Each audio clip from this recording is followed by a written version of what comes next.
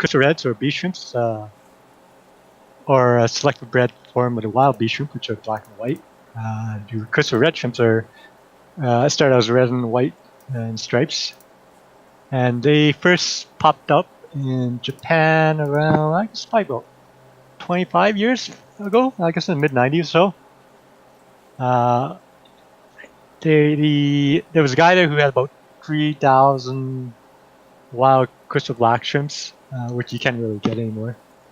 And from those 3,000, he had one red one, and that's about a year later he had two more, and then slowly he got a little more, and he started breeding them. So that was the start of the crystal red shrimps. And from there, it grew in Japan and slowly kind of spread across the world. So in terms of shrimps, there are two main, families. There's the Neocardinas, which are kind of like red cherries. It's quite popular. Kind of blue velvets, the orange pumpkins, kind of the yellow ones. Those ones are quite hardy. You can just keep them in most water conditions. They work fine in Edmonton and Calgary tap water, and they're fairly easy to breed. But they're actually fairly new. They only been around. I mean, I saw my first one in Canada. My first guy started, so that was 12 years ago, and there was a guy in, I think, Saskatchewan that had him breeding them. I don't know how he got them, but he was breeding them, and I ordered them in. I think they were about the same price, about $3, $3 or $4 each back then. So they were pretty slow to get into pet stores. I think nowadays they're quite common. You see like the red cherries, and so you see some more color morphs everywhere now. But they're fairly new in terms of the trade. And then there's Cardinas. Cardinas is a very diverse group. You got like the softwater bee shrimps, which are from Southeast Asia. The crystal reds, the tiger shrimps, and a lot of the wild bee shrimps out there. You also have things like the mano shrimps, which are a little bigger in size, and they're quite popular for their algae eating abilities. And there's things like the red nose shrimps, shrimps from India, which are actually been around probably the longest when it comes to the shrimp trade, and in terms of the aquarium trade. And there's also the Sulawesi shrimps from from Indonesia, which are very difficult to keep, and they're fairly new as well. So when you see, and then also in addition to those two, and those are usually considered dwarf shrimps, you get the things like the long arm macro shrimps, like the red claws and larger ones. Some of the river prawns start to fall into that group too. So, but you don't see those very often. You don't deal in those much, do you? No, they're actually really hard to get. I mean, at one point, you see some red claws shrimps in the hobby, and then pet stores used to bring them in. You usually see them with shipments of ghost shrimps actually, and ghost shrimps are a funny thing too because they're usually about 5-6 different species of what we call ghost or glass shrimps, and there could be some from the States. They could come from Asia. There's the true ones have come from the States, but you never know what you get when you buy ghost shrimps because they could be really aggressive because some of them are, and they could be very docile. So when people say they keep ghost shrimp, you can't really tell until you see a picture of it and see what it is. But even by photos, most of them look the same too. So, but I mainly focus on the dwarf shrimps, these Neocardinas and Cardinas, mainly Cardinas. Out of my 40 or so tanks, I got probably, I would say about 35 of those tanks are for Cardinas, and maybe only 4 or 5 for Neocardinas. And the Neocardinas usually I keep them with my crayfish. I keep them in planted tanks, so they're not really dedicated tanks like I do with my bee shrimps. And most of that's because the water conditions are very different. So for those who don't know, saltwater bee shrimps they require very soft acidic water, which is very hard to get straight out of the cap here in Alberta at least. So I usually go through a process of using RODI water, and I remineralize that with what we call mineral salts to get the right GH and KH values. And then in addition to that, I use active buffering substrate like the 88 Acosol, which keeps it keeps the ground pretty stable. Because when you have water that has 0 kH, like you do with a lot of shrimp tanks, or soft water shrimp tanks I have, the pH tends to bounce around quite a bit depending on the oxygen level and things like that. So, because there's no buffering capacity for pH. So, even though you can get away with like a bare bottom tank using this RO water and stuff, you find your parameters are not very stable. So during the day it might bounce around quite a bit. So the act soil keeps it stable. Anytime there's a fluctuation in pH, it kind of buffers it down quite a bit. But in reality, it's not actually doing much buffering using RO water already. Because my RO water, after I RODI water, I should say, after I remineralize it, it's probably about 6.0 to 6.6. So, which is generally what I like to keep it at. And once I put it in the tank, the AD active soil will buff it down maybe to the mid 5, so 5.6 or so. So it's not actually doing much buffering, but it is there to keep it from bouncing up and down quite a bit. And so that's usually my typical setup. In terms of filters, right now I have a rack that has 24 tanks in it. It runs off one air pump. They're all using HMF filters, which are just basically a giant sponge that goes along the backside with outtake that's powered by the air pump.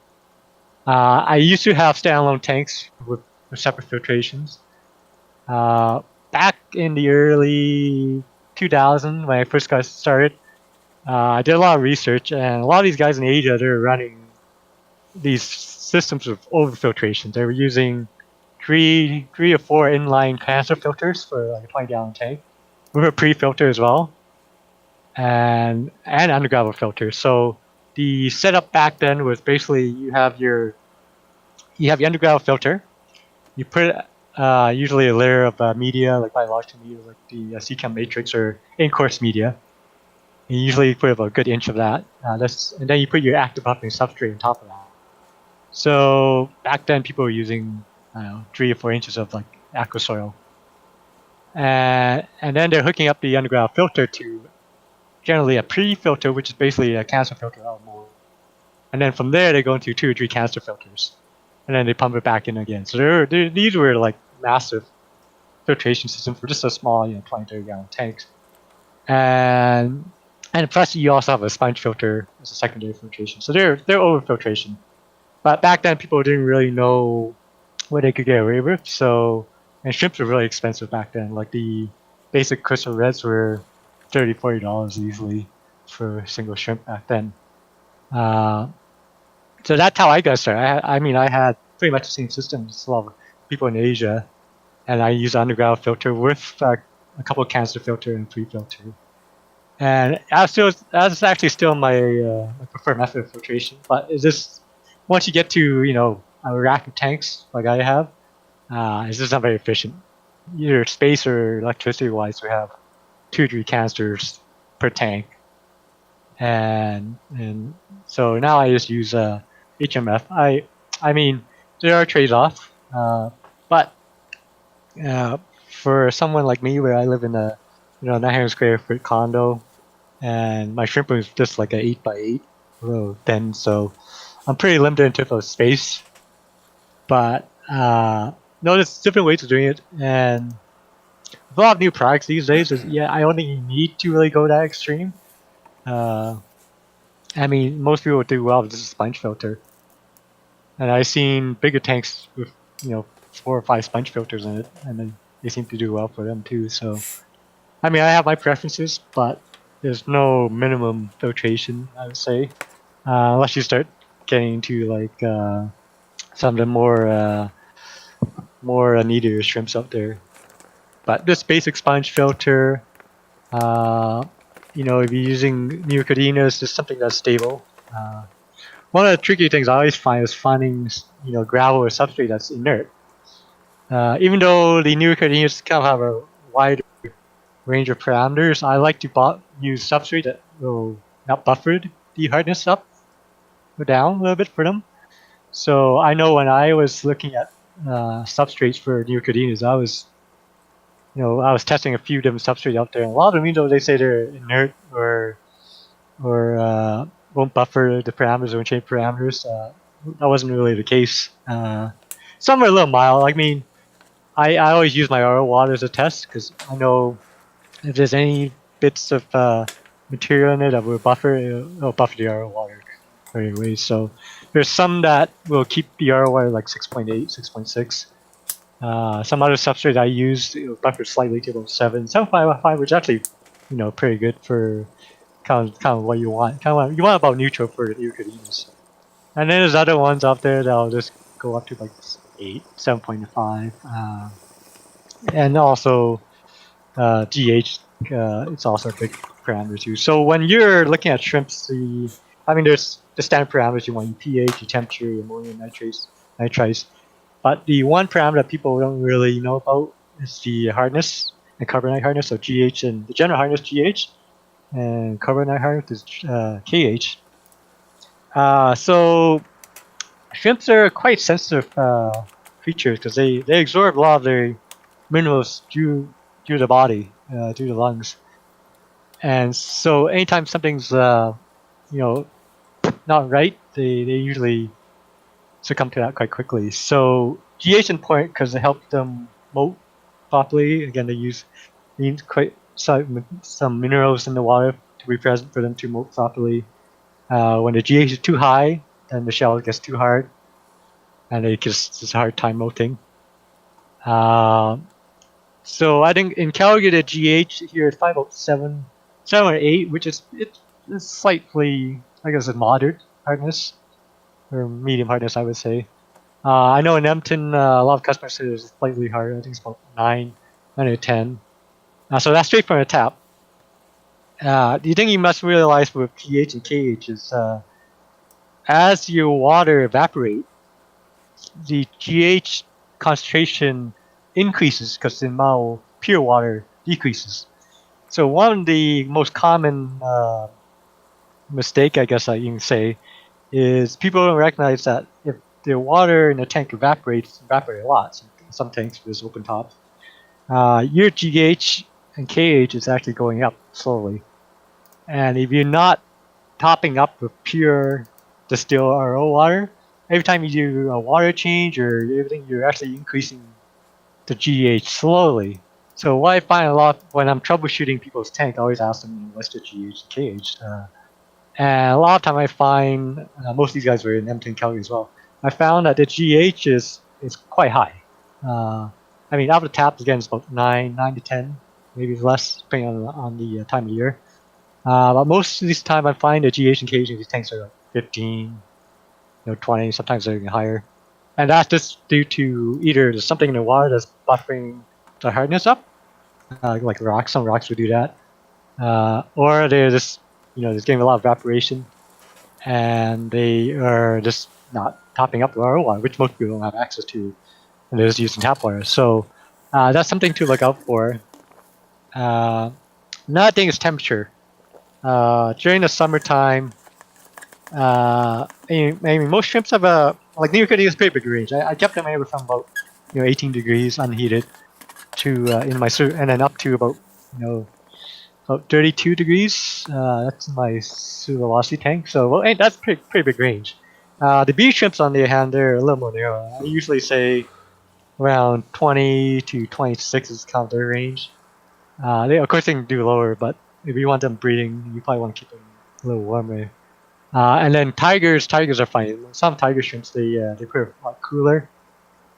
Usually around I keep them around 20 to 22 degrees. So and then Sulawasis they like it really warm. So about 28 to about 32 is kind of like their range. So and then like the Yamano ships are super hardy, so you can keep them pretty much in maybe about 15 degrees to 30 degrees. So they're quite a bit like New Cardenas. So it's not really the temperature that causes issues. Is the fluctuation in temperature is another thing I see quite a bit. And it's really common. You have a small tank. You have one of those old style incandescent bulbs or compact fluorescent is really close to your surface. You find your tank will heat up quite a bit during the time that the lights are on, or if you have it by a window. And it's that constant fluctuation in temperature that stresses out the shrimp. Uh, and one thing you see a lot is sometimes what we call bacteria infection, which is quite common. I would say almost every other day I troubleshoot that for a customer or a client. And what that is basically it's kind of like ick for fish, but it's kind of like the shrimp version. Uh, the basically when shrimp are stressed, the immune system kind of gets affected, and they're very susceptible to bacteria infection. And bacteria infections will basically use notice there'll be really cloudy looking shrimp, or there'll be missing limbs, or looks like the antenna is slightly eroded, and it doesn't really affect everybody at once. It'll usually affect one or two shrimp, and they'll pass away. And then if you don't take out that shrimp right away, the other shrimps will probably eat the salvage the shrimp that passed, and they'll catch it too. So it's a slow disease, and a lot of time you might not even notice it until one day you notice that you don't have that many shrimps left in your tank anymore. So and it's not really an easy way of treating it. Uh, I usually use food grade hydrogen peroxide, or you can also use Paragard. It's really mild bacterial treatment. I usually use 1 ml per gallon every day for 2 weeks. And if you have shrimp that are really further along, like they're barely swimming, motionless, or lethargic, usually it's too late.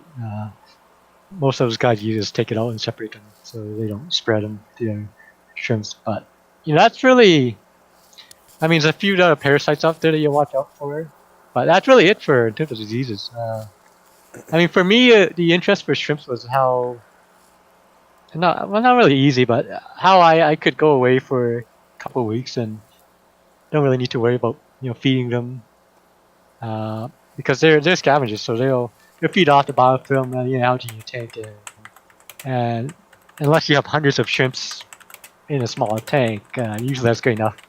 Most people have 20, 30 shrimps on a small, like 5 or 10 gallon, and usually if you go away for a couple weeks, I always recommend don't worry about feeding them. Or if you do feed something that doesn't go bad, like snowflake fruit or barley pellets, those are food that you can leave in there, and they're not actually a food in themselves. They're kind of like a media, because they grow bacteria on it, and then the fish will feed off the bacteria that grows on it. But no, it's shrimps are not very demanding once you get kind of a little bit of the science and you kind of know what to look for. Lighting wise, most people say you don't need much light because most people just have low tech shrimp tanks. They have. I usually on my tanks I use it before I got into Bruce Panel, which is a totally another story I can talk about later another day. My tanks will usually be quite bare. I like to put like a piece of driftwood in there with like Java fern or Anubias. I prefer Java fern, but you can use Anubias. And then I put a little bit of moss in there. I usually like using Cora moss, which is a slower growing moss, but it needs a little more light. I like Christmas moss or leafy moss. Any moss works. I just don't like using ones that grow too fast because it's a lot of work to keep it trim all the time. And then I usually as it I put in a piece of driftwood, usually in the center or off to the side, some moss on the wood, and a little bit of Java fern. And that's usually what my tanks look like. And I have my mineral rocks, which kind of a slow release way of giving them minerals. And then I have my feeding dish, which I use to keep my food in one place. And that's really it. And I have my main filter and a sponge filter. So a sponge filter I usually have in almost all my tanks, just because there's extra source of oxygen and extra filtration. Again, I don't think you can over filtrate a shrimp tank, but at the same time you can just get rid of a single sponge filter. And no, that's usually that's just my simple shrimp setup. And really that's it. I mean, I dose. Maybe when I set up my tanks, I usually like put a layer of mineral powder. It's what they call old seed mud.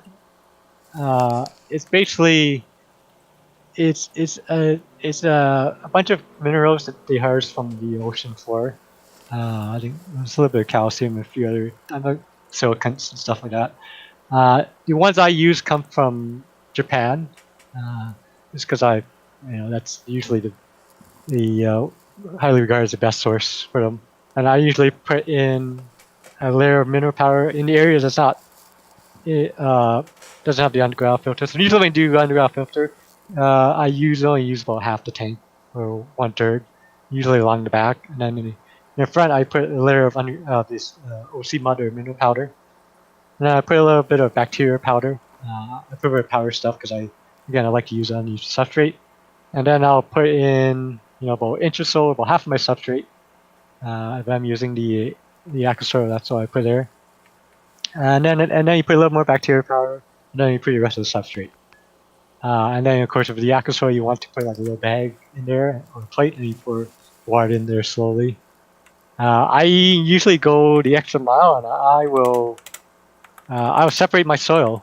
It's actually a lot of work. I separate my soil into 4 or 5 different sizes. So I think I have a little screen that I use to kind of separate into different sizes. I mean, I use 4 sizes. I buy the regular bag, or I guess I sell it. So I have cases of the regular Aqua soil, and I have 2 different screen sizes. I screen them. It's a very long process. I don't recommend it unless you're really picky like I am. But I'll take it and I'll screen it, and I'll get up with like 3 different sizes of granular soil, and I put the coarse one on the bottom, and the medium one, and then the fine one, and then I take. Then you can buy with ADA Aqua soil, you can buy the powder version, and then I like to put in the powder version on top. It's quite expensive, almost twice the price, but I like it on top because when you have baby shrimps, they're really small, and on a regular size Aqua soil, you sometimes see them get stuck in between the soils grains. So I like putting the powder on top. And also, if you feed like powder food, like I do, there's less chance of it kind of falling between the cracks between the soil and getting caught underneath there. I mean, the shrimps are actually really good at digging for food, but I still like putting a layer of powder on top of that. So that's really my setup. But lighting, the lighting, most people say you don't need much for light because you usually use low tech plants. I actually like using medium to high light. The reason is a good shrimp tank, at least one that's you're planning to breed a lot of shrimps, a lot of babies. You want a nice coat of biofilm all over the sides of your tank, like the brown diatom algae, just like slime coating on all the glass surfaces, rocks, and also on the leaf litter plants. Because the reason you want that is for the first day or 2 after the babies hatch from the parents or the mother, they don't move. They're not free swimming, so they'll kind of make their way. The currents sometimes they'll carry them to wherever they can latch onto. So usually it's like the side of glass or some moss. The extra moss are really good for that, and they'll just feed off any biofilm they can get their hands on for the first day or 2, and then they'll do a moat. You might see like a little tiny empty shell in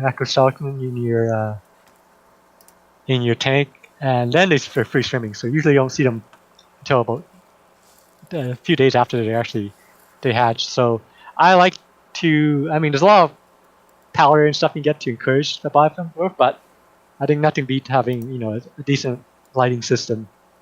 When I had my standalone tanks, I was using like T5s, and I was doing great with that. I think at one point I had about 500-600 pure red lines in like 20-gallon, 24-gallon tanks. So and it was just chock full of babies. I think got to a point where they pretty much stopped breeding because they were just full. And I think my only plants in there were pretty much a giant Java fern and a piece of driftwood that was just covered in moss. I think it was covered pretty much the entire length of the tank at that point. So, and if you use core moss like I do in my tanks, so you also need decent amount of light. Most of the rare ferns and mosses out there, they do like decent amount of light. So I think if you can, I would say always get a decent amount of light. And if you love the new lights out there, you can also have like set the schedule, or you can dim them down. So if you find you're getting issues with algae, you can always dim them down. You basically want a balance where you're not having algae issues, like string or hair algae, but you want a nice coat of diaphragm algae or kind of like slime, I guess, biofilm on your glass. So I think that's usually technically you don't need it, but I always have the best luck in my breeding tanks with stronger lighting, and and then from there you just need powder food. But again, you have a lot of algae, you generally don't need too much because the shrimps will just feed off that. And yeah, that's really it. And once you get into harder species, there's different things you have to look out for. Like tiger shrimps, they're not as popular anymore. But at one point, blue eye, or the orange eye blue tigers was kind of the shrimp to have when I got started. And they come from the same parameters as in a while at least as the other beach shrimps. But the funny thing about those guys, they were developed by the Germans in hard water, of all things. Germans are funny because they take a lot of these shrimps that come from southern China, Southeast Asia, which are used in soft water, and over time, they converted them to hard water, which are not much for our parameters, actually. But they're really good at it. I mean, they've been doing this for probably 15, 10, 20 years. I know, like, the tiger shrimps, they start showing up in the early 2000s, and they're still not popular. It's one area where the Asians, like a lot of shrimps these days you get, come from, especially New Guineans, come from big farms in Taiwan and in southern China. This because, well, the New Guineans come from Taiwan originally. But tiger shrimps, the Germans are still the best when it comes to tiger shrimps because for some reason the Asian breeders, they can't really reproduce them at the same rate or the same quality. I think partly due to the heat. The Germans conditioned their shrimp to like harder water, and for some reason to like a lot cooler temperature. And that's this from this is from breeding, selective breeding over time. So they adapted to harder water, but at the same time they're actually very sensitive, very susceptible to bacteria infection, which is partly due to, again, their used to cooler temperature. So the Germans usually keep the tiger shrimps around probably about 7.5, so the pH. Hardness wise, probably 6 to 7 GH, and maybe KH of like 1 to 3. So they're not too picky in terms of parameters, but they're really picky in terms of temperature. And this general cleanliness when it comes to water. So when I had my German tiger colonies, I was keeping them at around 22 degrees, which is a big challenge for me in the summertime in the condos because I have no air conditioning. So I would have fans on there. I'll keep it try below 20. Even 22 is kind of the upper limit, I would say. 22, 22. I usually try to keep it under 20, which is, you're usually keeping fish. Most people keep fish at room temperature, and that's usually 22, 23, 24 degrees, unless you have a cool basement. So I had fans going in the summertime, just trying to keep the temperature down. It was always a challenge. And then I would do big water changes, about 35, 40% minimum a week for those guys. As a reference, so like my regular shrimp tanks, I do weekly water change, but I only do about 10 to 25%. And they're not too picky about temperature too. So I had a big colony of tiger shrimp once, and probably about 400 or 500 of them at one point. And then we had a power outage for a week, and they all perished. And I could never get them back. So hopefully that's one of my projects in the next little while, working to bring those back. Because I mean, the Asian breeders, the big farms, they haven't been successful. So tiger shrimps are still very expensive, and they're still very hard to source right now. And but yeah, no, it's and then new Cadena setup. There's nothing special, I would say. I use the ADA substrate, the like this decorated gravel, because I know they're in there. But any gravel that doesn't buffer it too hard, it's fine. And yeah, really, that's it. And then if you're in selective breeding like I am, you generally want to have a partition to kind of pick your best males and females, or even 2 or 3 tanks if ideally.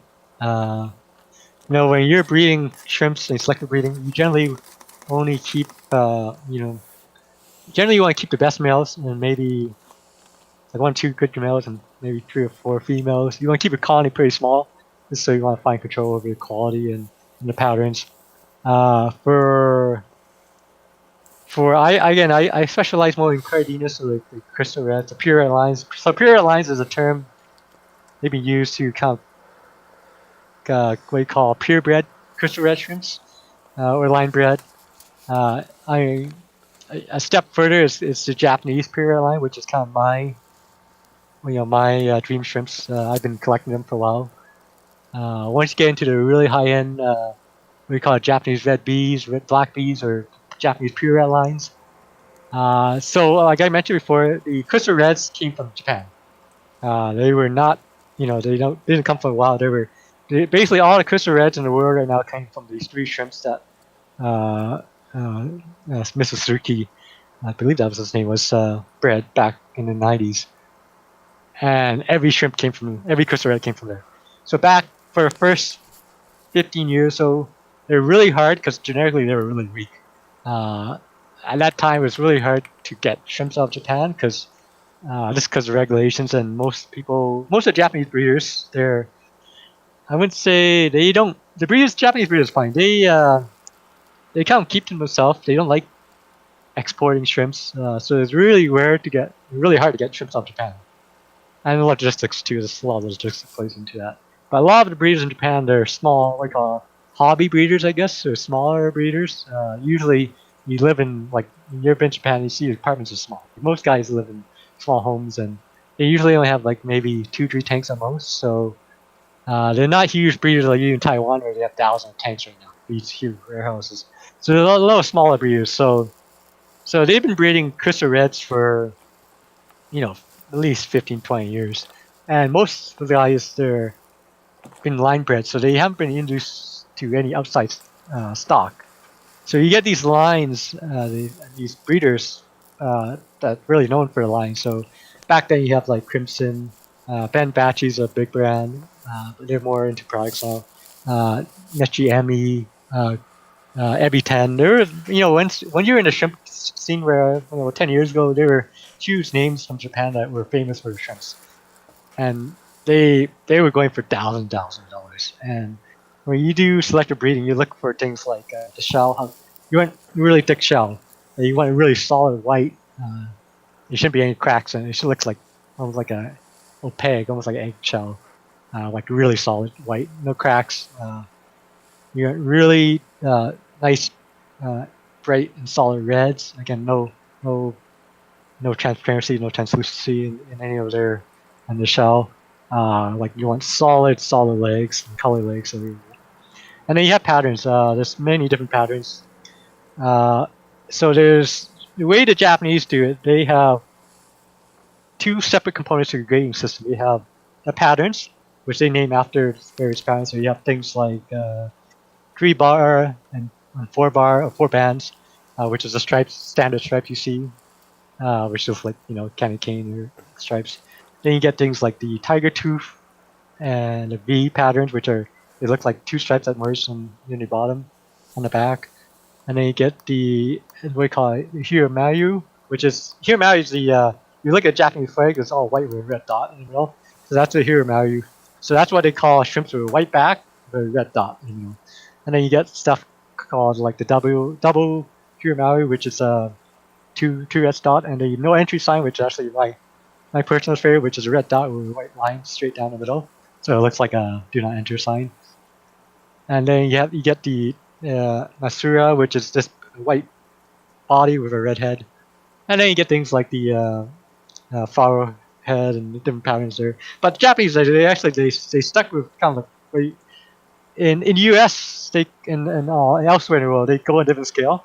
So in Japan, you have a pattern scale based on the name of the pattern and the grade. So grade is how solid the shell is and things like that. So you have from grade A, grade B, grade A, and all the way up to SS. And then you have competition grade and special grade. So once you get to like competition grade, you're looking at, $5,000-6,000 per shrimp easily. Like a grade A is probably about $100, give or take, depending on if you're buying there versus importing here. So most decent grades would probably be $100 up. You get like what they call the B grade and stuff, and they're not much different to regular crystal reds or pure lines here. So outside Japan, you just get grade based on letters, and it's kind of, I don't like that system because it doesn't actually tell you the quality of the shrimp. It just tells you the pattern.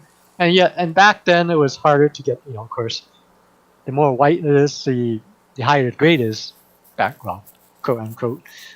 But it really that doesn't tell you how the quality of a shrimp. It just tells you that its pattern's a little harder to get because you need to breed the whites into. Nowadays it's pretty easy. I went.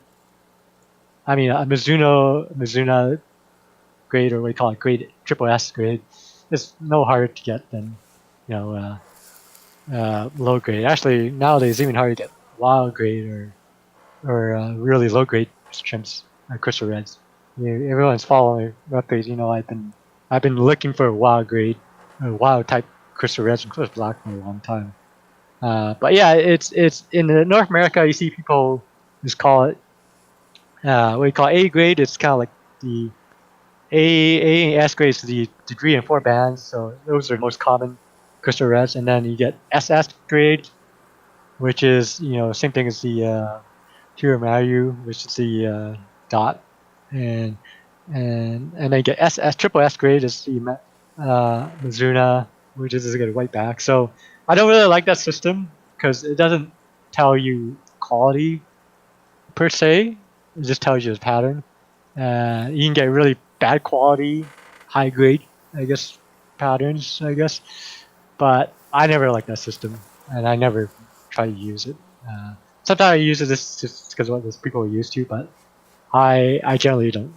Actually, I don't even stock regular crystal reds most of the time, just because I've been focusing on my pure red line. So I started with my pure red line, and that's kind of how I got started in terms of selling shrimps.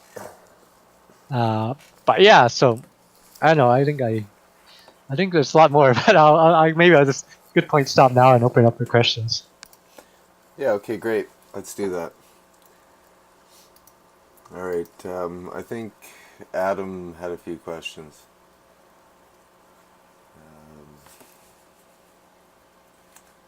I think most of them are mute right now. Can you see the chat board? The community board? In the text channels? There's a few questions. Yeah, there's community, yeah.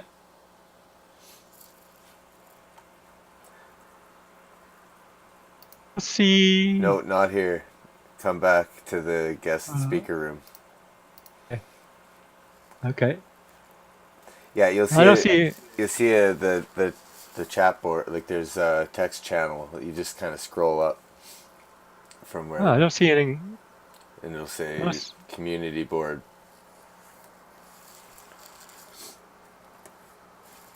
Let's see. I'm trying to look for it here. I don't see anything. I see the welcome message. Yeah, scroll down from there.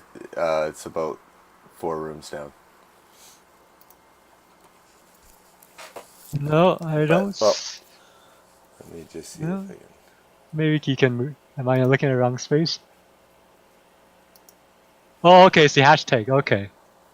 Okay, now I see. Oh, okay, sorry guys. That's okay. Yeah. Okay, so let me catch up here. So Adam, breeds and meadows. Yeah, the meadows are. I read a few boards, a few posts. It's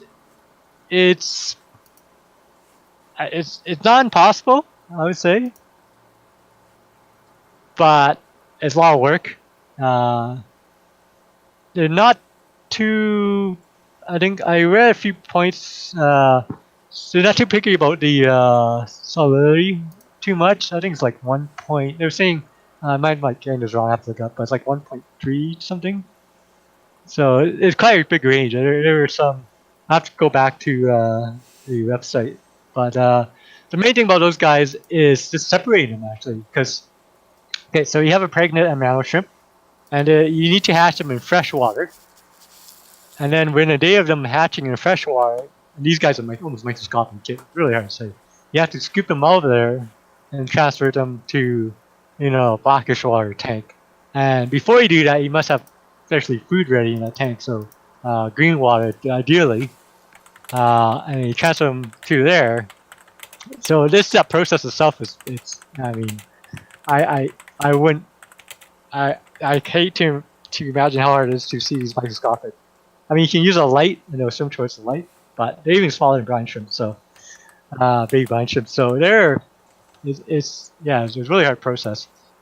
And then the guys I seen done well, they usually have 3 or 4 tanks set up in advance with the different stages, and it's a lot easier that way. So they'll have it all running for months beforehand, and they'll just every few weeks they'll just scoop them up and transfer them from tank to tank to tank, and then you know.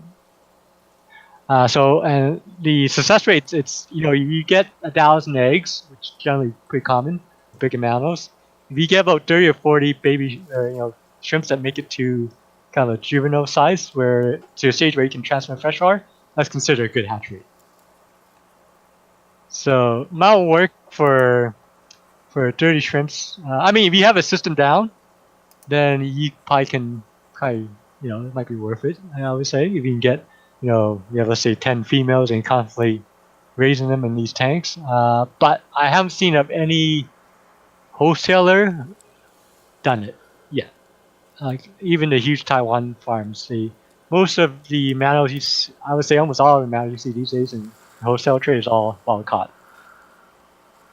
So, and the same for other shrimps. There's a few other shrimps like that. There's the red nose shrimps like that. The orange Specail shrimp, what we call a sunburst shrimp, it's like that. It's a very difficult thing to do.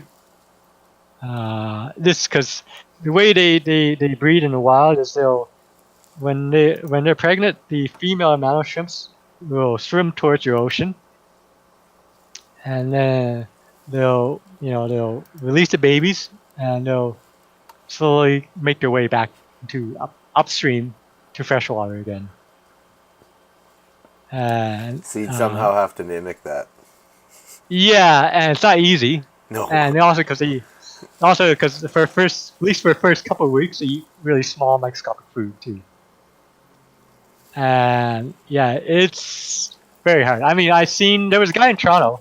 I remember I was on the GTA Aquatica board, and there was a guy or girl, I forgot what his name was, but she was trying to breed several different brackish water shrimps. The amanos, the orange sunburst or sunkiss, and it was also another fan shrimp that she was trying too. And I think she was having okay success, but I wouldn't say was not repeatable. I guess I would say. I mean, one batch would be good, one batch would be bad. She might have like 3 or 4 shrimps from one batch and maybe 10 from another. So it's not something you can repeat consistently. I think with some work you can get a system down, but it's hard to do on a mass production level, and it's hard to repeat it too, because this terms of consistency. I mean, if you're someone who's spot on with your water chemistry, and you're very good at producing green water and kind of microscopic type food, then yeah, I think you can.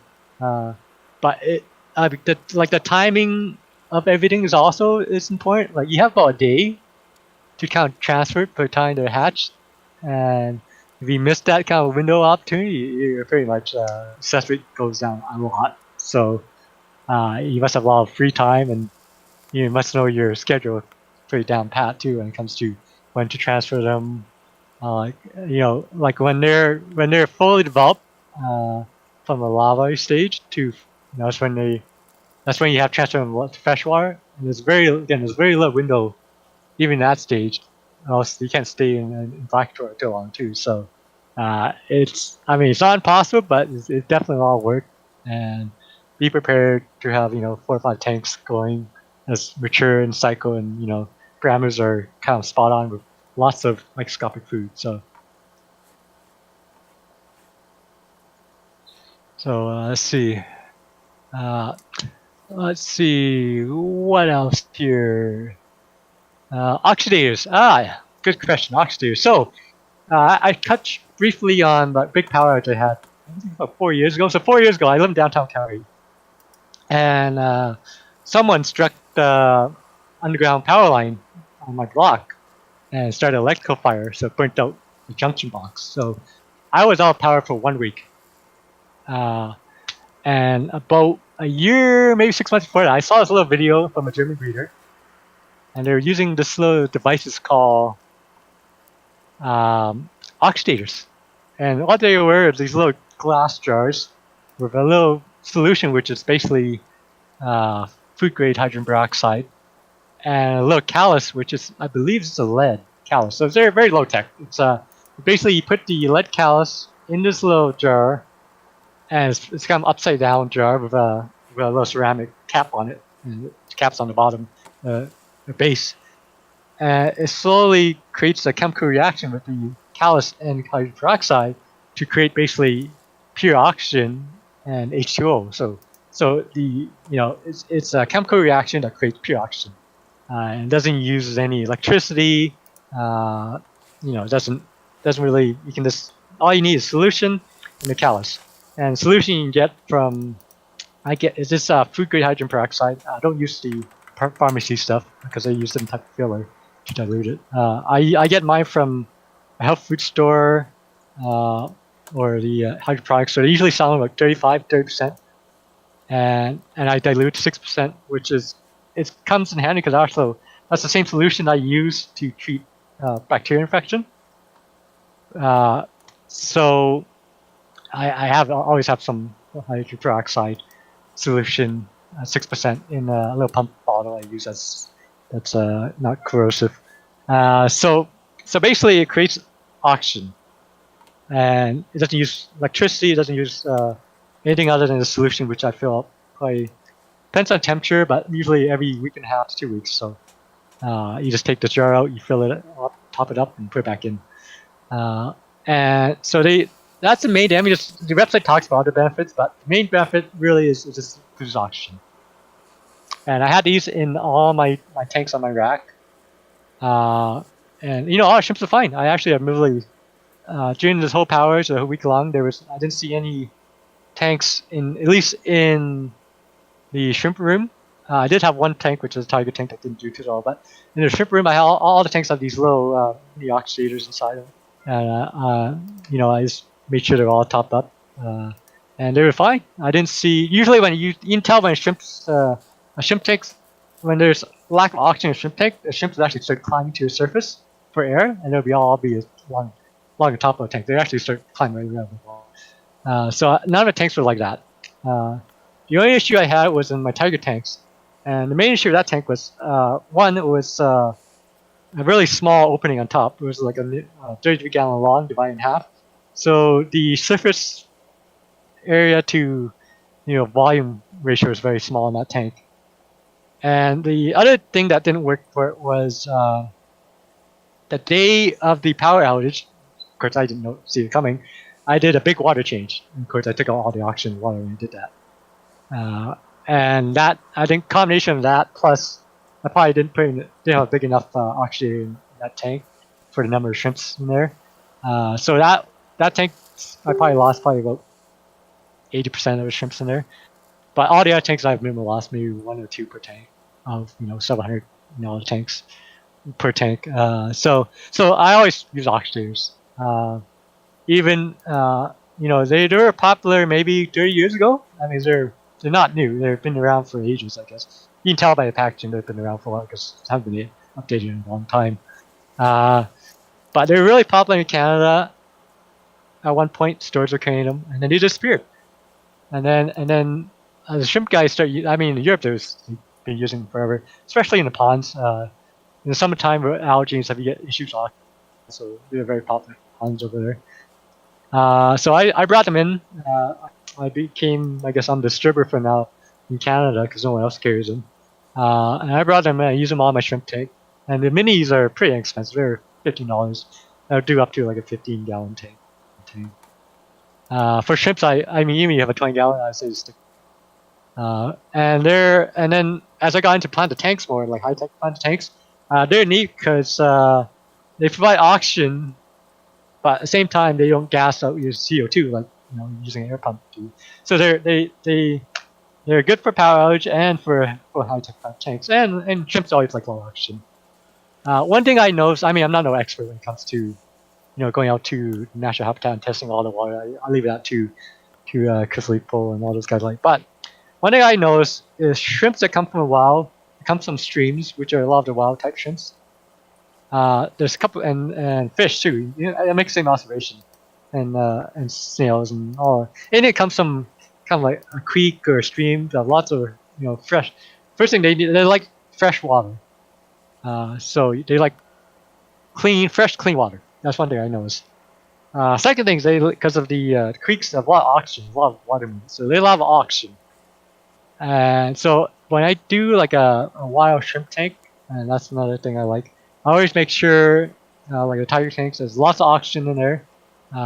Usually that's why I always have a sponge filter plus my oxygenator plus my diffuser and my power heads and stuff like that. So I have lots of oxygen, and I always make sure they have lots of fresh, clean water. And I generally keep for the wild shrimps, I usually keep the pH pretty mild. I keep about 6.5, try not to go too much lower than 6. But yeah, the oxygenators are great. I always like having them. If you have 40 tanks like I do, yeah, it becomes a bit of a task. Refilling them every week and a half, every 2 weeks. But I go through a routine when I do my water changes. I mean, my water changes are like this. I do my water changes. I use reservoir tanks. So my tanks are usually in a rack. So I have a reservoir on top, and I use float valves. So I drain the tanks, and then I set up my float valves. I turn them on. They drip slowly, and I just forget about it. Hopefully, if as long as the float valves are working fine, I can just leave it and stop and fill to a certain level. And then I do my dosing. So I refill my oxygenators. I add my mineral powder. I add my B Max, which is a type of this is a bacteria slash health supplements. It's probably my favorite product in Organic Patchy. And then I have like supplements for color, supplements for all types of stuff. Not all the tanks use the same products. And then I would say most of these things you don't need, other than maybe the mineral powder and the B Max. But again, that's a personal preference. And then I do my weekly doses and that's just my routine. So if you have 1 or 2 tanks, it's not too bad. Once you get 20, yeah, it's you can customize it. You can use a bigger oxidator and use a slow. So with the oxidator, there's different ways of increasing and decreasing the oxygen it produces. One is to increase the concentration of the hydrogen peroxide. Another way is to add a second callus. And so let's say if you double the hydrogen peroxide from 6% to 12%, and add a second callus, you're producing 4 times the amount of oxygen.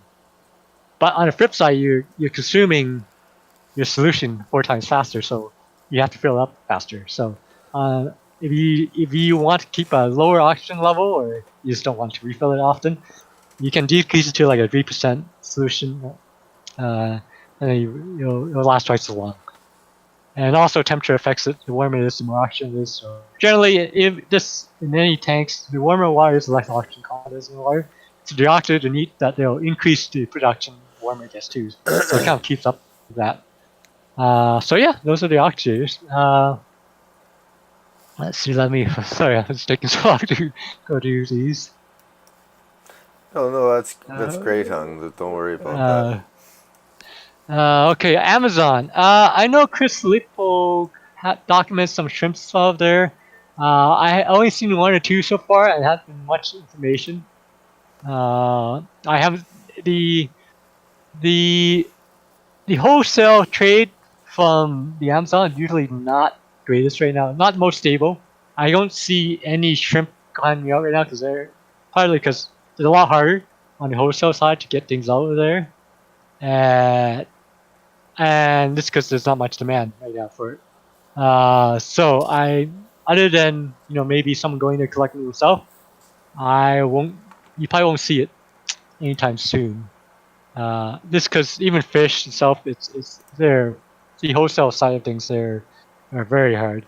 I mean, I do have a lot of wholesalers on the international, from like Singapore is kind of like main hub in Asia, uh, and then you get things from like Thailand and Taiwan.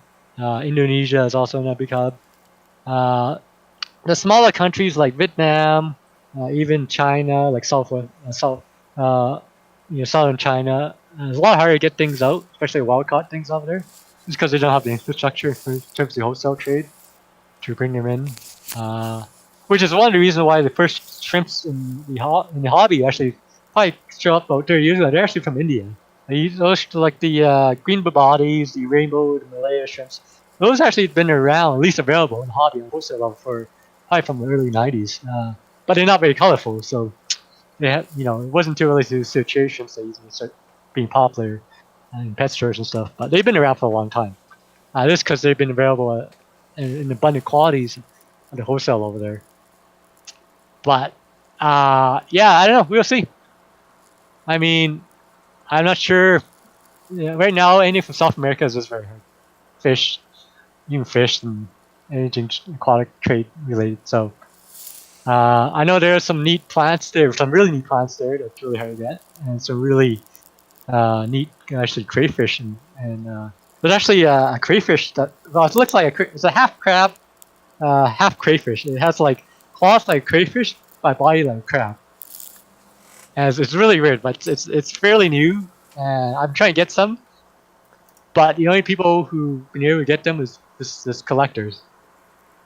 And I know some collectors in Germany, which is usually how I get all my rare stuff. And I mean, I might be able to get some, but yeah, there's some really stuff in the Amazon. It is really hard to get unless you have connections to collectors or you go yourself. Okay, let's see. Hype versus value. You know what? They're scavengers when it comes to food. I mean, I don't like feeding my shrimps one food all the time. I mean, they always like most of commercial food. They always back then they said you can't have any copper, which is kind of false because all food needs a little bit of copper. Uh, and then now they say, oh, you need minerals like calcium and stuff like that. And even calcium's kind of not really the main mineral you need. Like the mineral powder I use is not really. It is some calcium, but there's a whole bunch of other stuff in there. There's this the supplement I use, the B Max, is actually it's a thing called chilin, or I'm not sure. I'm really terrible with pronunciation, but basically, it's an exoskeleton from the shrimps themselves.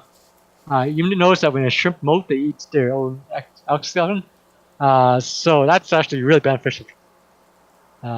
So a lot of the good supplements out there actually contains this thing called chilin, which is basically super concentrated extract from the shell. So I think that's more important in terms of toughness and like things like raw calcium. I see a lot of people say you should use like the collarbones and stuff for birds. I'm not a big fan of that. Just because there's not really control. Uh, I mean, I am kind of old school. I am big fan of all Japanese products. But the only problem with Japanese products is they're kind of like tribal knowledge. They're not very scientific. Very rarely list the ingredients or any analytics or any analysis of the product, which is a lot of people look for that. And so I always tell people, you know what, you kind of have to trust the breeders from Japan. They've been doing it for a long time, and they use these products, and not just because of the hype so much. They're very Japanese people are not very good for marketing, uh, and they're not very good for sharing knowledge actually. So, but a lot of the products they use because they know it works, and like a lot of Ben Batchy stuff, I have dozens of these ingredients. So they list a little bit, but not really, and they don't list any analysis of protein and stuff like that. They just know that this food is good for breeding. This food is good for color. This food it's good for growth. So that's kind of the level they get to in terms of the type of food they sell, and they don't really push to hype it so much.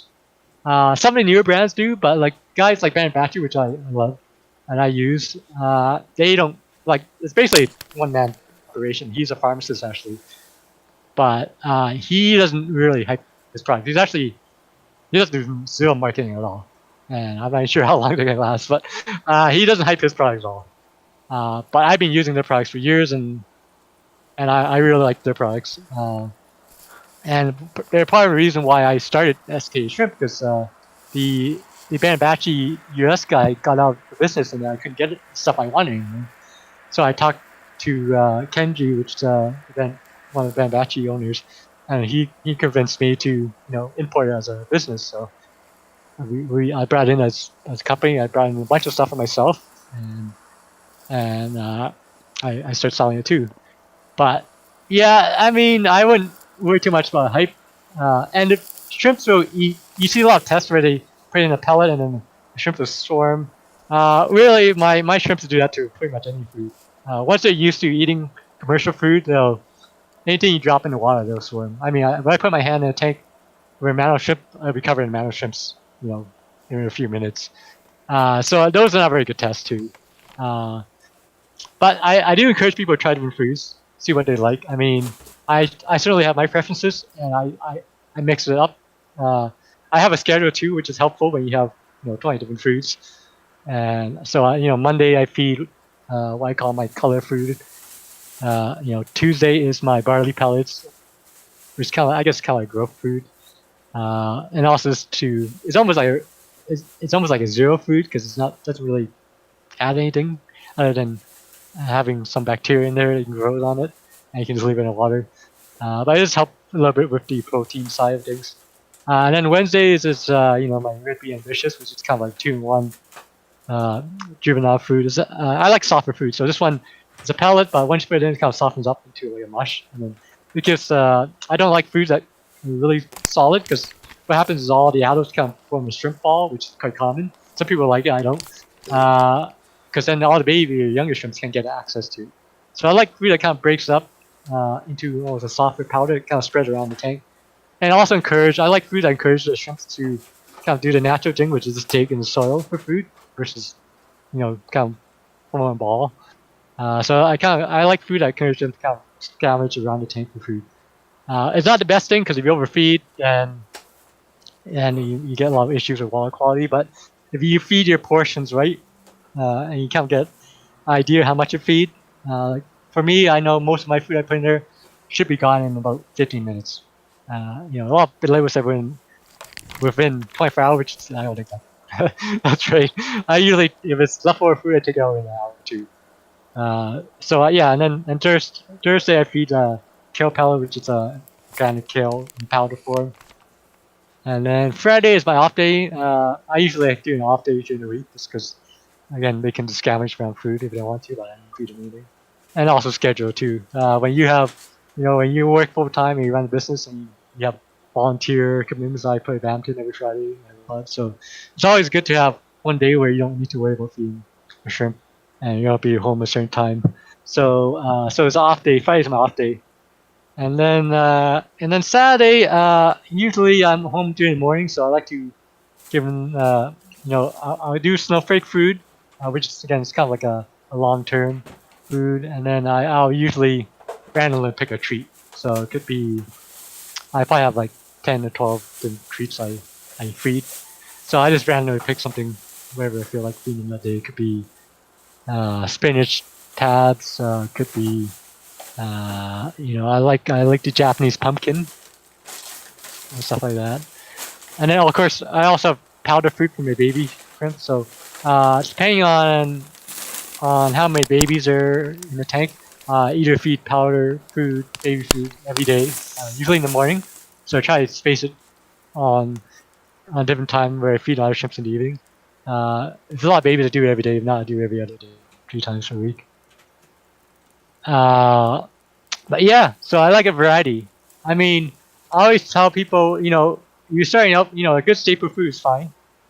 But give them some treats. I mean, on Sundays I give baby spinach, like organic baby spinach. I just usually you can just buy the fresh stuff, or I usually buy fresh stuff because I go through a lot of it, and I don't have much time. I usually buy like the 1 or 2 pound or kilogram plastic containers, and I put that in a freezer. And then every Sunday I put, take a handful of that, put it in a microwave container of water. I just put in about 3 minutes, and then I throw a few in each of the tanks. But yeah, no, even that you can do. Just make sure it's organic. There's no pesticide in it. It's give them a good variety. If you do go on vacation, get like self-raised food or barley pellets, and just throw one in there, and that should be okay for a couple of weeks for them. And if you only have like maybe 5-6 shrimps and you have a lot of algae, well, chances are they won't be interested in your food. If there's already lots of food already, and you find this a lot with some new shrimp sometimes, you generally want to you feed it you normally do, but you want to remove any food they don't eat. I mean, my shrimps are used to eating the food I give them, and they're used to eating a lot, so they'll swarm any food. But a lot of people are finding that they have new shrimp. Sometimes they're a little more shy, and there's lots of moss, lots of places to hide, and they usually don't come out for food. So yeah, you kind of ramp up your feeding when you have new shrimp, or you don't have a lot of shrimp. And overfeeding is very common. I mean, I get these little pellets. They're probably about 3 or 4 millimeter by. I mean, they come sizes probably 1 or 2 centimeters long. And if I have about 10 shrimps, I give cut off a couple of millimeters at most. And then if I have like 100 to 200 shrimps, I give a 1 centimeter. So you don't give them a lot. Very little go a long ways. So okay, let's see. Sorry, I'm taking so long here. Let's see. Fertilizer. No fertilizer. All my shrimp tanks are low tech shrimp tanks. No fertilizer, no CO2. The only thing I add sometimes is the ADA stuff, and they're not really fertilizer. They're just supplements. There's a thing the Python get and the Green Grow, there's a Green Gain, those types of things. I don't do it so much anymore just because I'm so busy. But usually I add like a weekly doses of that. The Python gets good to keep sometimes you get like friend disease where you get plants that like Nubia, sometimes they get friend disease where you get rotten rhizome and it spreads. So I like to add the ADA stuff for that. Just keep that down. Also, blue green algae, it keeps that under control. And then really that's it. I mean, no fertilizer in that. Let's see. I mean, for my shrimp tanks, they're kind of set and forget it type tanks. I don't use any. I try not to use any moss that are fast growing because it's a lot of work to trim it once you're try to use higher lighting low. So I use the core moss a lot. Anything that slows grow, but it's very dense. So if you have low lights, then I usually you might not be able to use core moss. But anything that doesn't grow too fast. It's good. Sometimes people start out, they want fast growing mosses, but you find after a while that it's a lot of work to trim. And that $120 tank I had, I was trimming a lot, and it was just a mess. It was just, it got everywhere after, they get stuck behind things, it gets stuck on my oxidators, it goes to places you don't want to go, and it's such a mess just to. And then of course when you have like 600 shrimps in there, baby shrimps, when you take a net and scoop out all the moss they trim off, you end up scooping a lot of shrimp too. So the less time you spend in your tank with your hands, the better it is. So okay, and then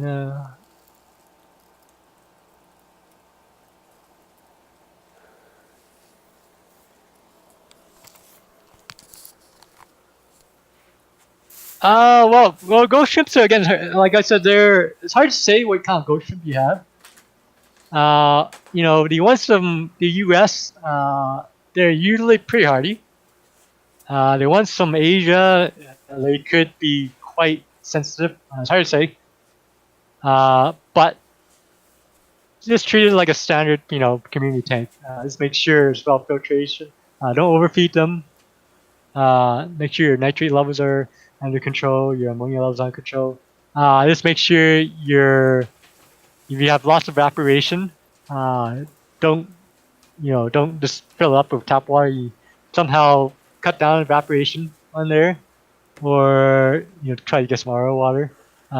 So using cover cut down the evaporation, but also will heat up the tank. So it's kind of like catch-22.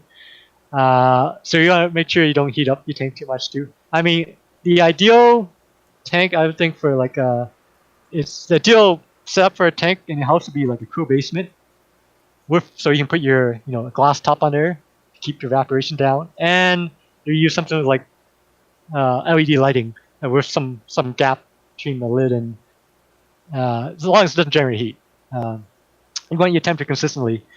I mean, some shrimps are okay with it, but generally I find you have less issues if you keep everything consistent, all your parameters consistent, all your temperature and your water changes and evaporation down too. And yeah, just don't overfeed. That's just I guess it's the same for fish, but if you do see a lot of die off, kind of observe your shrimps. If the head's turning orange right away, like before it's dying, usually that's a sign of either it's overheating or it's some sort of internal disease. There's a lot of factors. When a shrimp gets stressed out, they also have things that can kill it internally too. Bacteria infection will do that sometimes too. If it's it looks like it's stuck, like the shell is kind of half off, then you can tell that's usually a molting issue. If it's lying down on the ground, and it looks like the limbs are missing, then that could be bacteria infection. So with bacteria infection, main thing is just to figure out what's stressing it out, and in addition to treating it, you have to make sure you remove the stressors off the tank. Okay. Yes. So this I've seen 3 diseases or 2 diseases actually. So there's like the green fungus and the neocordynes, and there's the the little worms you get on the head. The parasite's really easy. I mean, you can treat the whole tank, but from my experience, if you just do like a salt dip, I usually use like a teaspoon of salt in like a little cup of water, and then I dip them in there for any affected shrimp. Well, actually, I should back up. Okay, so when I get in neocordynes, here's what I do before I actually. So I drip acclimatizum, and usually they come in like a big bag, which is 200, 100. So I drip acclimatizum in a big bucket, and then when I'm doing that, I'll add a little bit of a quick cure, which is formaldehyde and maricite green. So that is supposed to help a little bit with the green fungus you see in neocordynes. It won't treat it directly, but if it's done a little bit with mild infection, it'll kind of help discourage it from getting infected.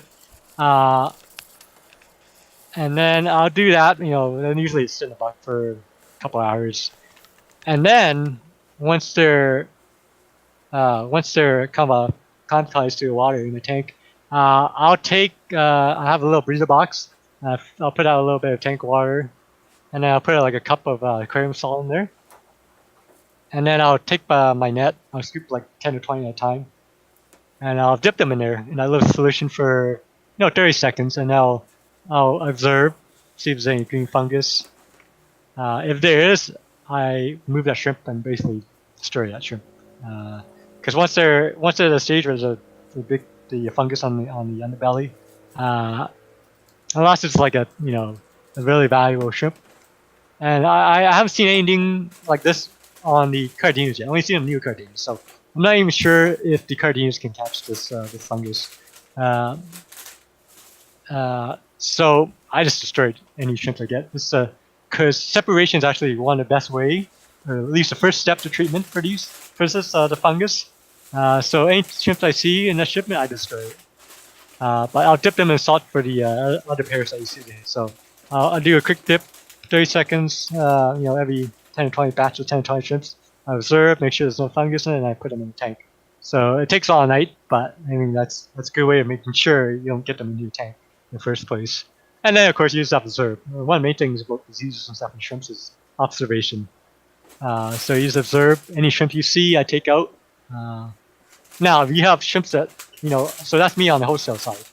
But if you just have some 1 or 2 shrimps in your tank and you want to treat it, there is actually let me look for this. A friend of mine who actually Ches, he did an article on treating his shrimps.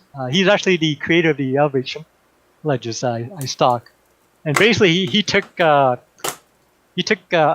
food that absorbed moisture like the barley pellets or snowberry food, and he mixed that and soaked that in the formaldehyde green formaldehyde / marasite green mixture, which is like quick cure. And he soaks that in that so it turns all green and stuff. And then so it turns into like a paste almost. And then he dries it and let it dry completely, so it becomes a medicated food. So like DIY medicated food. But first thing is you separate any infected shrimp, and you can put it in a separate tank, ideally, because you don't want infecting any other healthy shrimp.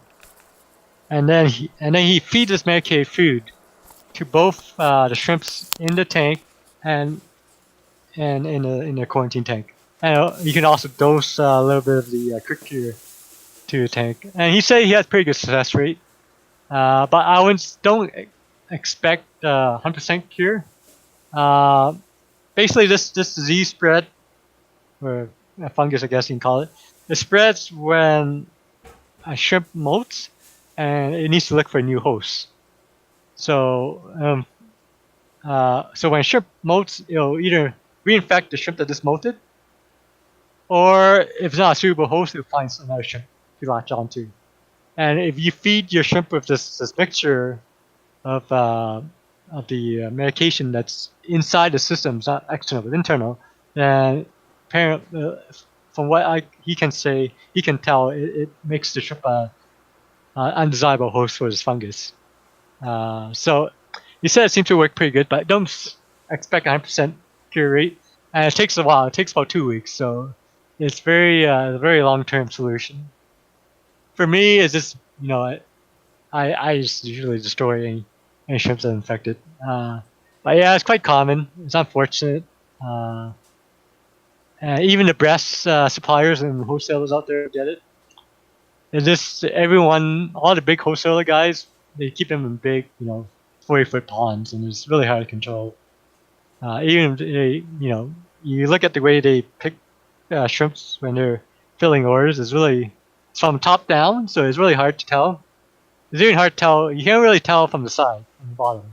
So when you pick shrimps from the top down, you can't really tell. So they always sneak in, and for me, it's just a matter of my process of doing it, and then sometimes a few slips too. Even what I do is not 100% foolproof, but it cuts down quite a bit. Other than that, those are really the 2 most common. I mean, there's other things like rust spot disease, but they're not very common. I rarely see that. And there's like muscle stylus or something where it screams all white vinegar. That's not very common. Okay, let's see. I don't really know. I'm not a biologist. I don't really dive too much into science things when it comes to like internal organs and stuff. I know the lungs they're kind of like amorphous, and that's the part that's constantly moving. But yeah, for shrimps they absorb everything from the water, so that's why you probably dose more stuff into water in terms of minerals and supplements than actually feeding them, unlike fish. So you want a lot of these trace minerals in the water.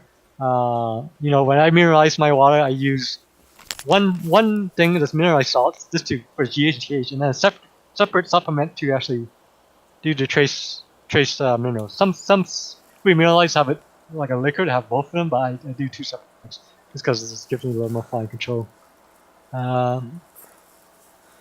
Yeah, Germans are, I don't know, they're not just for shrimp or fish too. They're probably, I mean, their water parameters pretty much the same as Calgary, but yeah, they're able to adapt pretty much any fish from the wild to their. Shrimp shipping, it's not too bad actually. With modern, with like the breeder bags. I mean, breeder bags. I don't really use them anymore because the one manufacturer is stocking the smaller ones, the main guys, the Codens.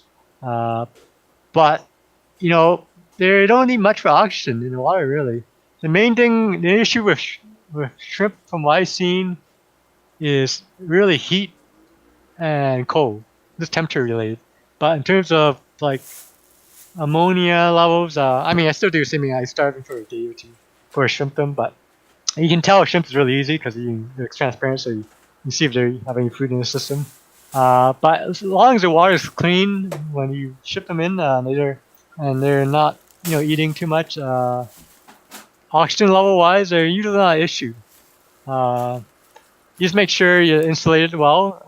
I ship year round. I mean, the only issue I have is if it's and part of the trick of shipping livestock is knowing how to ship.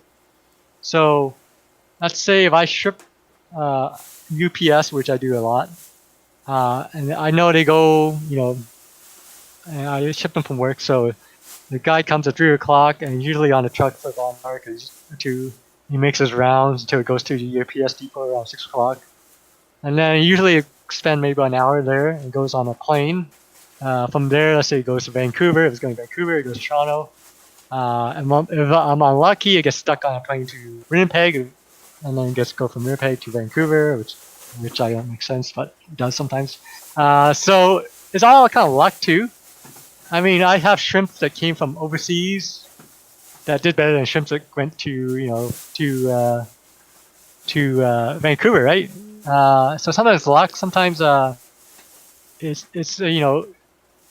so many different factors. Like you could have the worst luck and have your container cart being stuck outside somewhere that's 40 above on a hot day. Or you could get lucky and it could be in the shade. It's outside. So sometimes it's luck, and there's nothing. Doesn't matter how well you pack it. Doesn't matter, all the steps you take to prepare it for shipping. Sometimes you just get stuck in unlucky situation where your cargo is outside, where it's like minus 40 or minus plus 40, right? So, but you just have to pack good. Give them something to hold on to. Some people would prefer something that's inert, like a sponge or some sort of plastic mesh. I use both that or moss. So I haven't really found much of a difference. Breeder bags sometimes get tricky.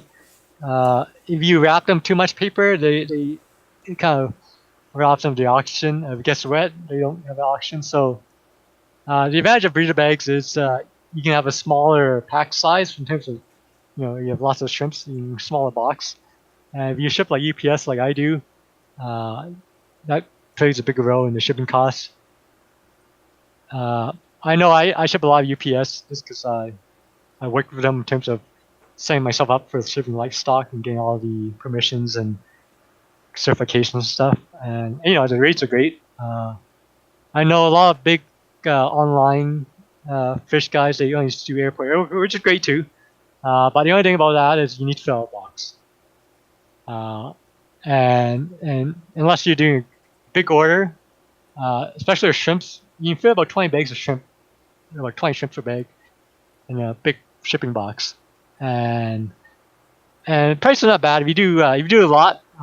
I just don't have enough big shipments that way to get good rates. But I mean, I think his expensive jacks can get like he ships them for like $60 a box, which is not bad. It's actually really good.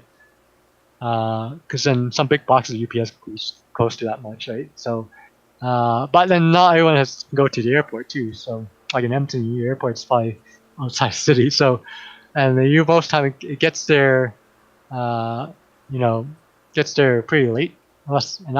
And then for myself, I ship at work because I have a UPS pickup. But for me to go to the airport, it's not very convenient too. I go to airports all the time to pick up shipments, and usually I'm there like 11 o'clock at night, and sometimes I don't even make it.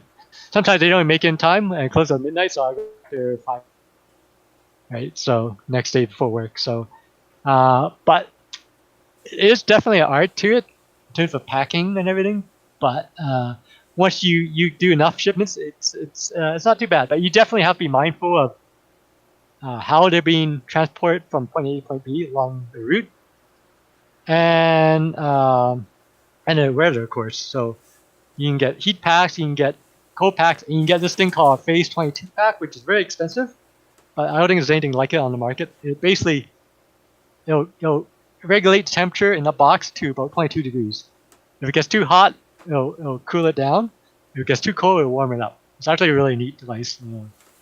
I only used it about once or twice so far, but it's great for places that are like super freezing cold on one point, and then you get super hot on the destination. So they're great for that. So those are, I think a lot of reptile people use it. They're more picky when it comes to temperature, but I think if you keep your temperature cooler around 20 degrees, you're fine. I ship heat packs to about 10 degrees, and then I stopped shipping around 25. So maybe for 10 to 25 degrees as I ship heat packs. I use insulated boxes year round. I prefer thicker insulated boxes. So I usually use I prefer like 3/4 inch styrofoam in my boxes for insulation. Just because even if it's warm outside, it keeps it cool. Of course, and never keep it in a hot car. So when I bring them to work, I keep them inside, and then so you try to minimize the time they stay in a truck. And then if you know they're going to be in a truck, it's best to ship them to a business address because I know UPS they deliver those first thing. So usually those get delivered between 10 a.m. to 1. Residential deliveries usually are done around 3 o'clock to about 6 p.m. So I always encourage people to have it shipped to their work or to a UPS store just because they spend less time on the truck. Okay, so let's see. Nothing for Cardinas. Like the bacteria infection is more common for tiger shrimps. I find funny thing is I find neocardinas are actually a lot harder to ship, at least on a wholesale level. I'm not sure if that's because it's because they take less care when they're packing them, or they come from like wholesalers that pack 200 shrimps for a bag. But I always have more issues with neocardinas in the summertime, temperature and shipping, than I do with cardinas. I rarely have DOA or cardinas when I import them from overseas. I'm not sure why that is. Maybe because I don't know, maybe because this can take temperature variations a little better. I don't know, but I always have issues with neocardinas. And the thing with neocardinas is, outside the initial DA, sometimes I have like 80% DOA. So I might get like 300 shrimps and you only have like 50. It's actually alive. Even if you get like minimal DOA, sometimes they just they're really stressed out and they just slowly die off over the week and a half or so. So I could have 20% DOA, which is not bad, and then I have the 80%. Of the 80%, maybe lose like 9% of those over the next week or so. Just because it must have been super warm or something when they were. So summer is not great. It's actually been terrible summer in terms of.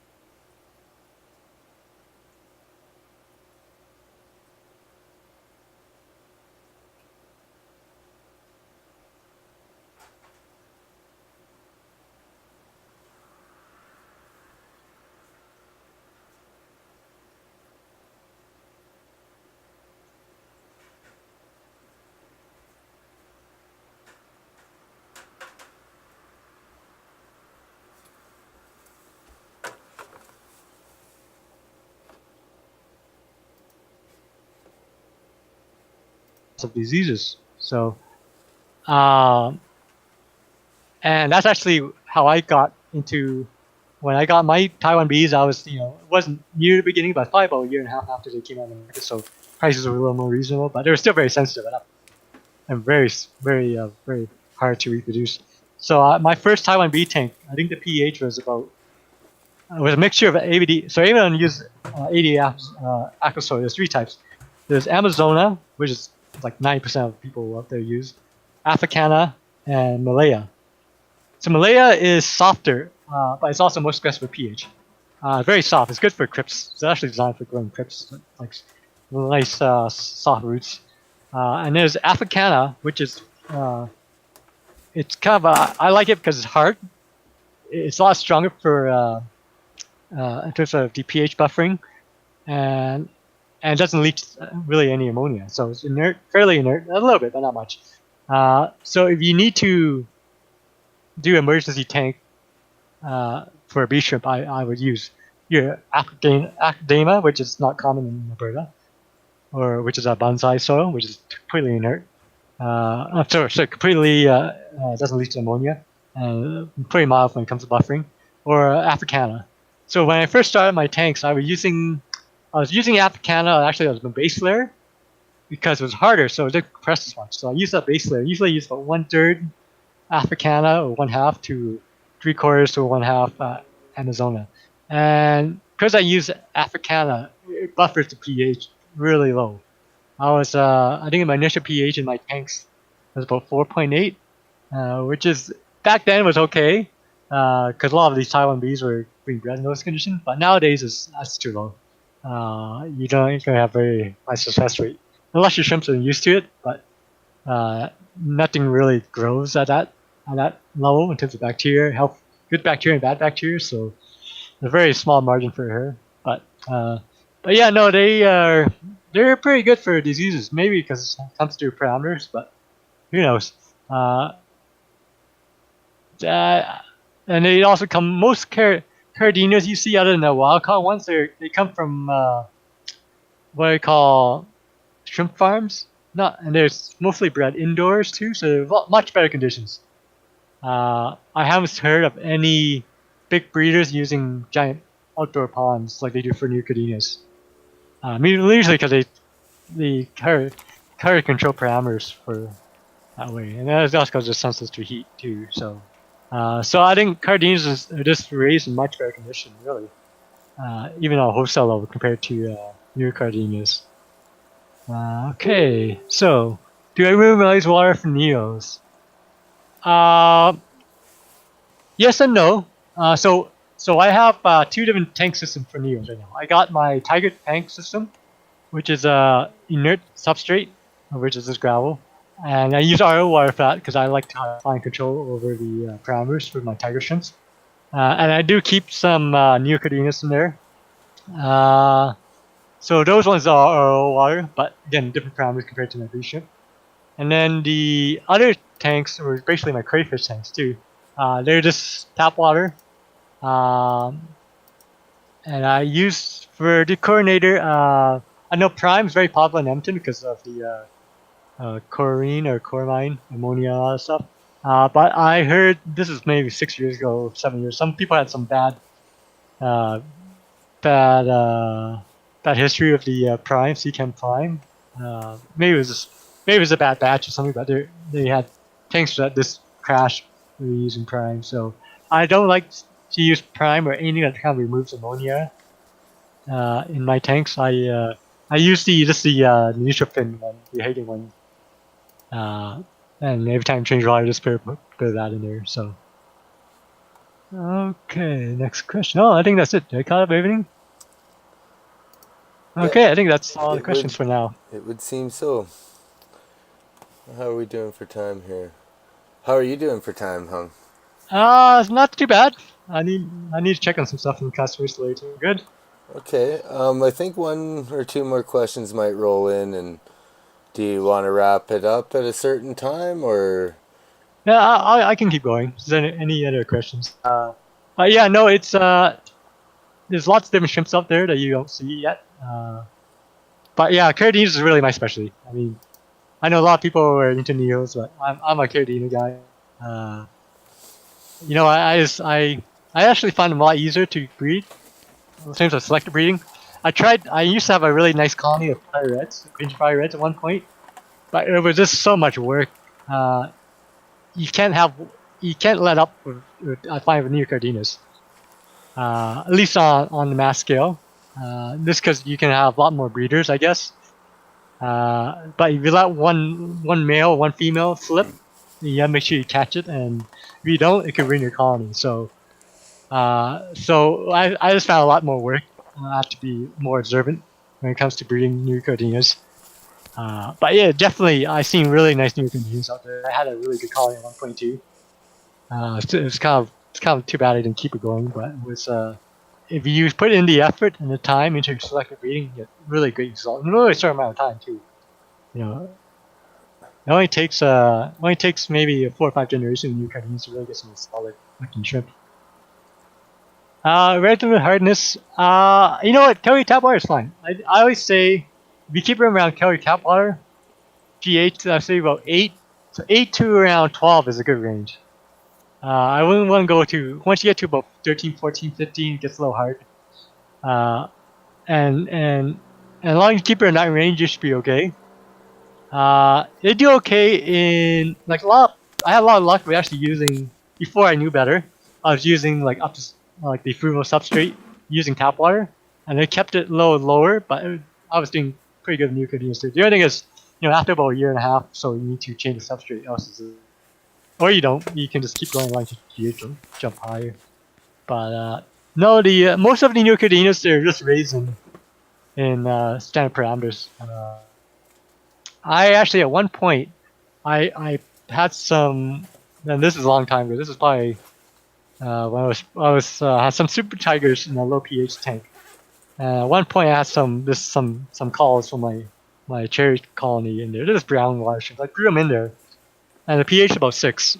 And I know something funny about those ones. They took them almost 3 times longer to grow out, and they actually never got full size. They were their growth was stunting quite a bit. It was I think about 6 months they were only about half, about 1 centimeter. Usually a Neocardina shrimp about 1 month 6 centimeters or 1 centimeter. So these shrimps were at 6 months and they were the same size they usually are. So something about low pH I didn't like it. But I also seen other people have good success in low pH too. So go figure. The self cloning crayfish. Not really. Those guys, I mean, depends on your pound. I know I have a friend here in Calgary that breeds them. I think a good sized tank could be good though. For most crayfish, even the smaller ones, I recommend like a 40-gallon breeder. With crayfish, its footprint's more important, so height's not. So anything like I think a good minimum size is like a 3 foot by 18-inch tank, which is like a 40-gallon breeder or a 32-gallon breeder. Anything around that size is good. He probably had about 400 in that tank. Uh, just give him a lot of hiding spaces. I'm not sure how many you plan to have, but give him lots of hiding spots, lots of little caves and tunnels. I mean, yeah, usually when I have a crayfish tank, ideally I'll line the whole backside alongside with tunnels and caves. So I use my breeding tubes and I basically stack them in like 2 or 3 levels. I think on my 20-gallon breeder, I probably use about 20 of those 9-hole breeding tubes for my dwarf crayfish. So I mean, it gets expensive, but you can also use like PCB tubing and stuff like that. But yeah, just stack them, line the whole backside full of them, and then give them some hiding spots and lots of food. So and then just keep the water clean. Crayfish eat a lot of food. Uh, like given the size compared to a crayfish, like a 6-inch crayfish and like a 1-inch shrimp, they're proportionally eat same amount of food. So they're eating probably like I have these pellets that I give my fish on my shrimp. They eat one of those easily a day. So I go through a lot of food and get a lot of attention on my crayfish. So they eat a lot of food, and I mean, they create a mess too, so yeah, make sure you clean them, keep your filter clean, and do a lot of water changes, gravel cleaning too, and stuff like that for those guys. So. Sulawesi. So Sulawesi shrimps. I only dabble in them a little bit. The trickiest part of getting them is actually getting them getting them in, because they're so sensitive when it comes to temperature. Like this, even using a heat pack is kind of tricky because heat pack's not consistent unless you go with like I haven't seen any because you have to keep the temperature about 28 degrees. So a heat pack will go anywhere from about 20 degrees and goes up to like 30 degrees and 40 degrees sometimes. So it's not very consistent. So it's just shipping them is very hard. And then once they import them, so that's importing them on the wholesale side, and then getting usually you have to ship from somewhere in Canada or from someone in town. I I had a Sulawesi tank at one point, and I had a customer and a friend, I guess, and I made some trade for some shrimps and she has some Sulawesi shrimps that were breeding for her. They're doing quite well. I'll talk the parameters a little bit, but she lived in a south side of town.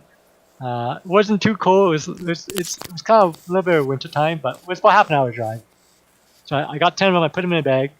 I put them in my breeder in my insulated box, and I was talking to her for about maybe 20 minutes, and then I drove home. And by the time I got home, they were all dead.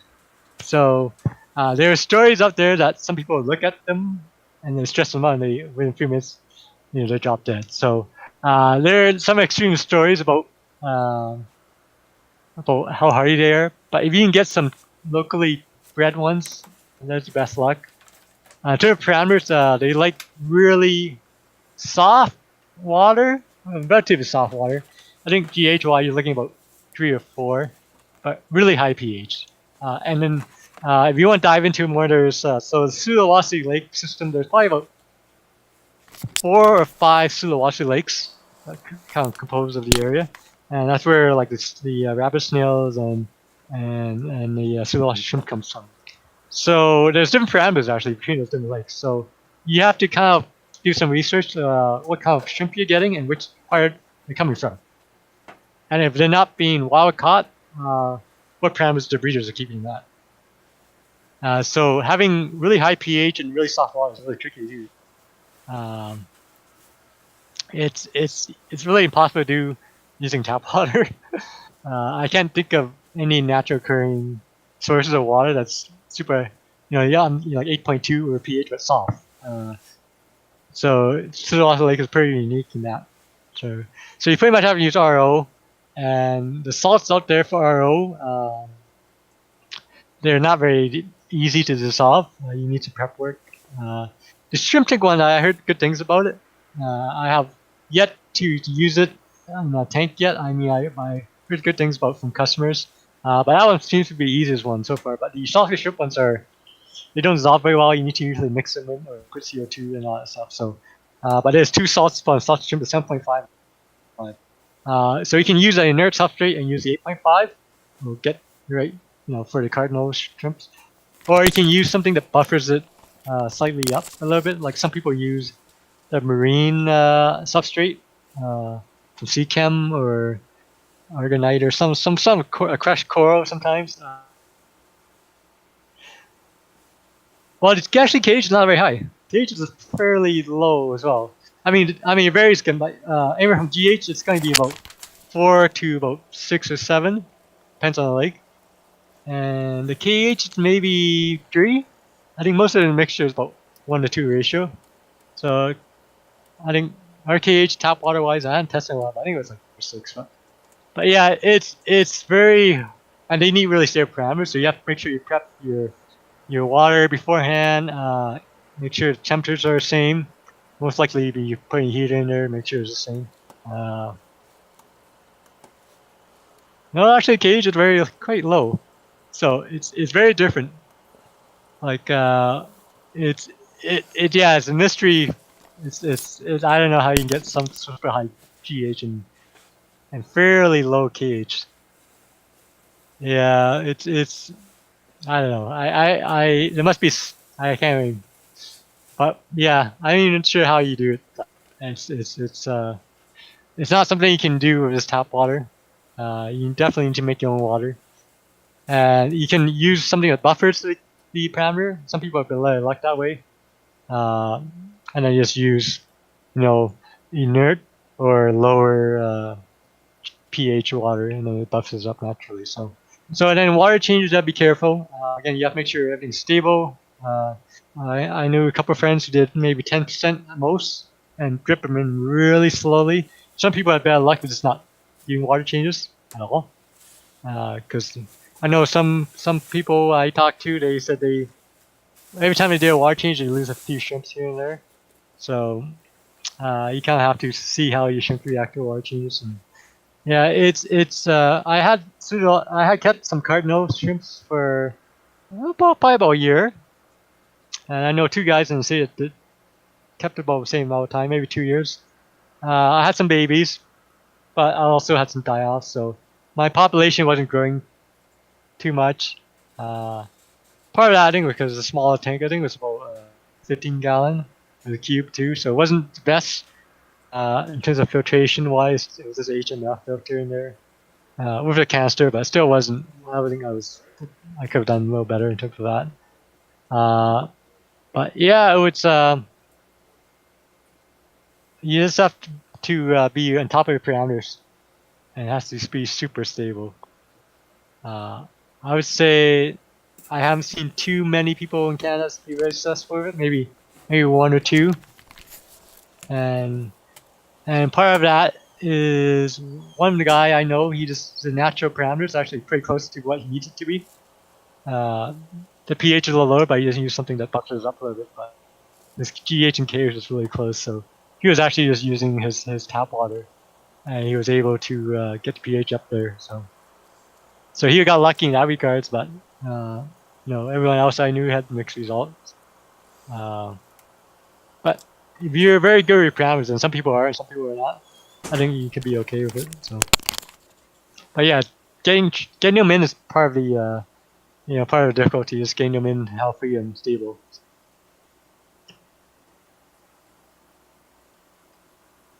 I usually do about 2 months. I'm usually not in a rush. If I seed it, it could be quicker, but I generally go by how much biofilm there is on the tank. Once it's covered, all the glass is covered in nice film, and I know it's pretty close to being ready. And I just usually when I set up a tank, I kind of set and forget it. I do like a water change every 2 weeks, maybe 25%, just to do some new water in there, and then I just let it run. Uh, Sometimes 2 months, sometimes 3 months. Depends how busy I am with other projects too. But I generally don't consider red until it's nice coat biofilm, like brown diatom algae and stuff all over glass. Uh, and that's also a lot of times I set up tanks on setting breeding tanks, so make sure it's ready for like some babies if they get released or any born in the tank at that time. I like using ramhorn snails. I know a lot of people don't like them. Some people think they're pest snails. I use the red ones myself. Um I don't worry too much about ammonia. If I do, I mean, a lot of punch tanks guys will say your nitrate is zero, then you're not proper. You don't have a mature tank. But shrimps, I do low tech shrimp tanks. I keep my nitrate at zero all the time. Uh, and I have a lot of filtration. I mean, the HMF does a great job, and I do a lot of water change. I do my 25% every week. So, and I dose bacteria every week too after I do my water changes. So, um, and this on the softwater tanks, the snails don't really reproduce that much. I mean, population is pretty much out of control because of low pH. The HMF ones I bought them from the states from Swift Tropic, the porite, where is the correct name? I bought them in big sheets. the 39 by 9 sheet. I think I bought like 2 sheets of those, and I just cut them to size. It I wasn't, I don't get wholesale rates on those until I get like a pallet, which I never get unless I have a few hundred tanks. So I just buy them retail from him, and at some point you can. I think he says you can fit 1 or 2 sheets in the biggest size box they have, and that's what I did. I just fill the box, and then I just cut them to size. And I use the jet filters. Jet filters are great, but you can also do a DIY version. I really like the jet filters. Get a lot of flow out of them. But yeah, no, snails wise, yeah, I just keep the ramhorn snails, and then I find everyone that we do in pH. Neurites, I never have much luck with them at low pH. Usually, they don't last very long. I mean, they're great. I like them in my Panther tanks and the new Canadian tanks because they eat a lot of the algae on there, like the hard algae. But in the low pH tanks, they don't last very long. Usually, no two.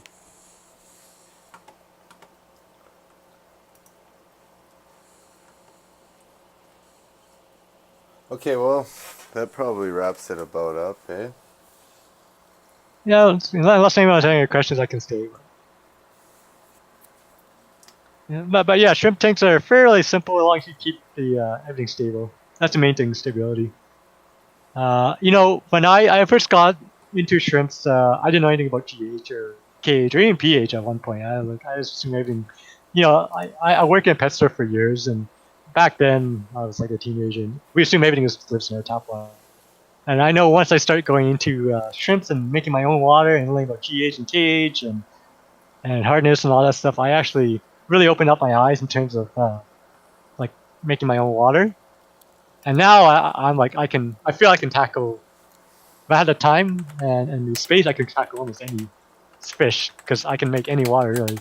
I mean, I can get pH down to about 4 if I wanted to, and do some of those wild betas that come from super low pH creeks and stuff in Thailand. So it really opens my eyes up in terms of possibilities, in terms of what I can keep.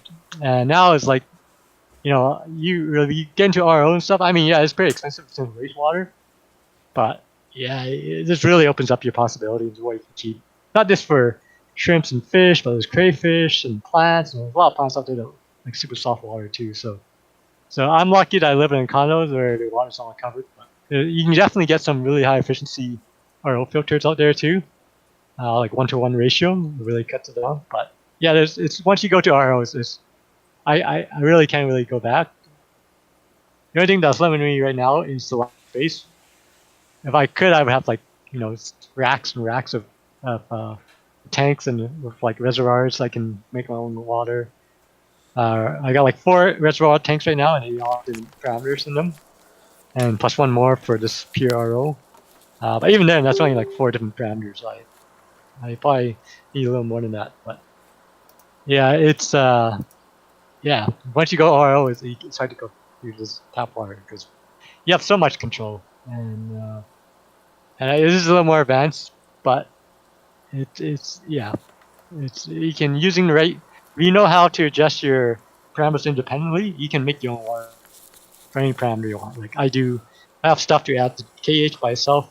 I have stuff to add pH by itself, and I can make pretty much anything.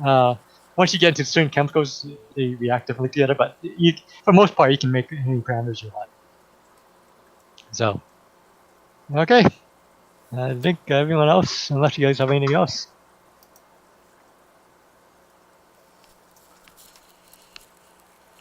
I think someone's typing over into. Let's see what they say. Yeah.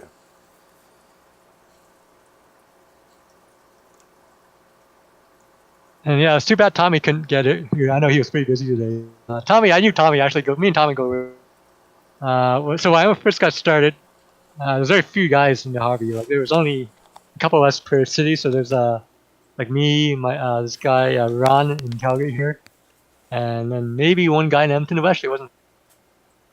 And then Frank from Vancouver, and then Tommy at time he was actually one of the first guys bringing some simp products. I think he was working with other retailers at that time. He was kind of like a middleman or distributor.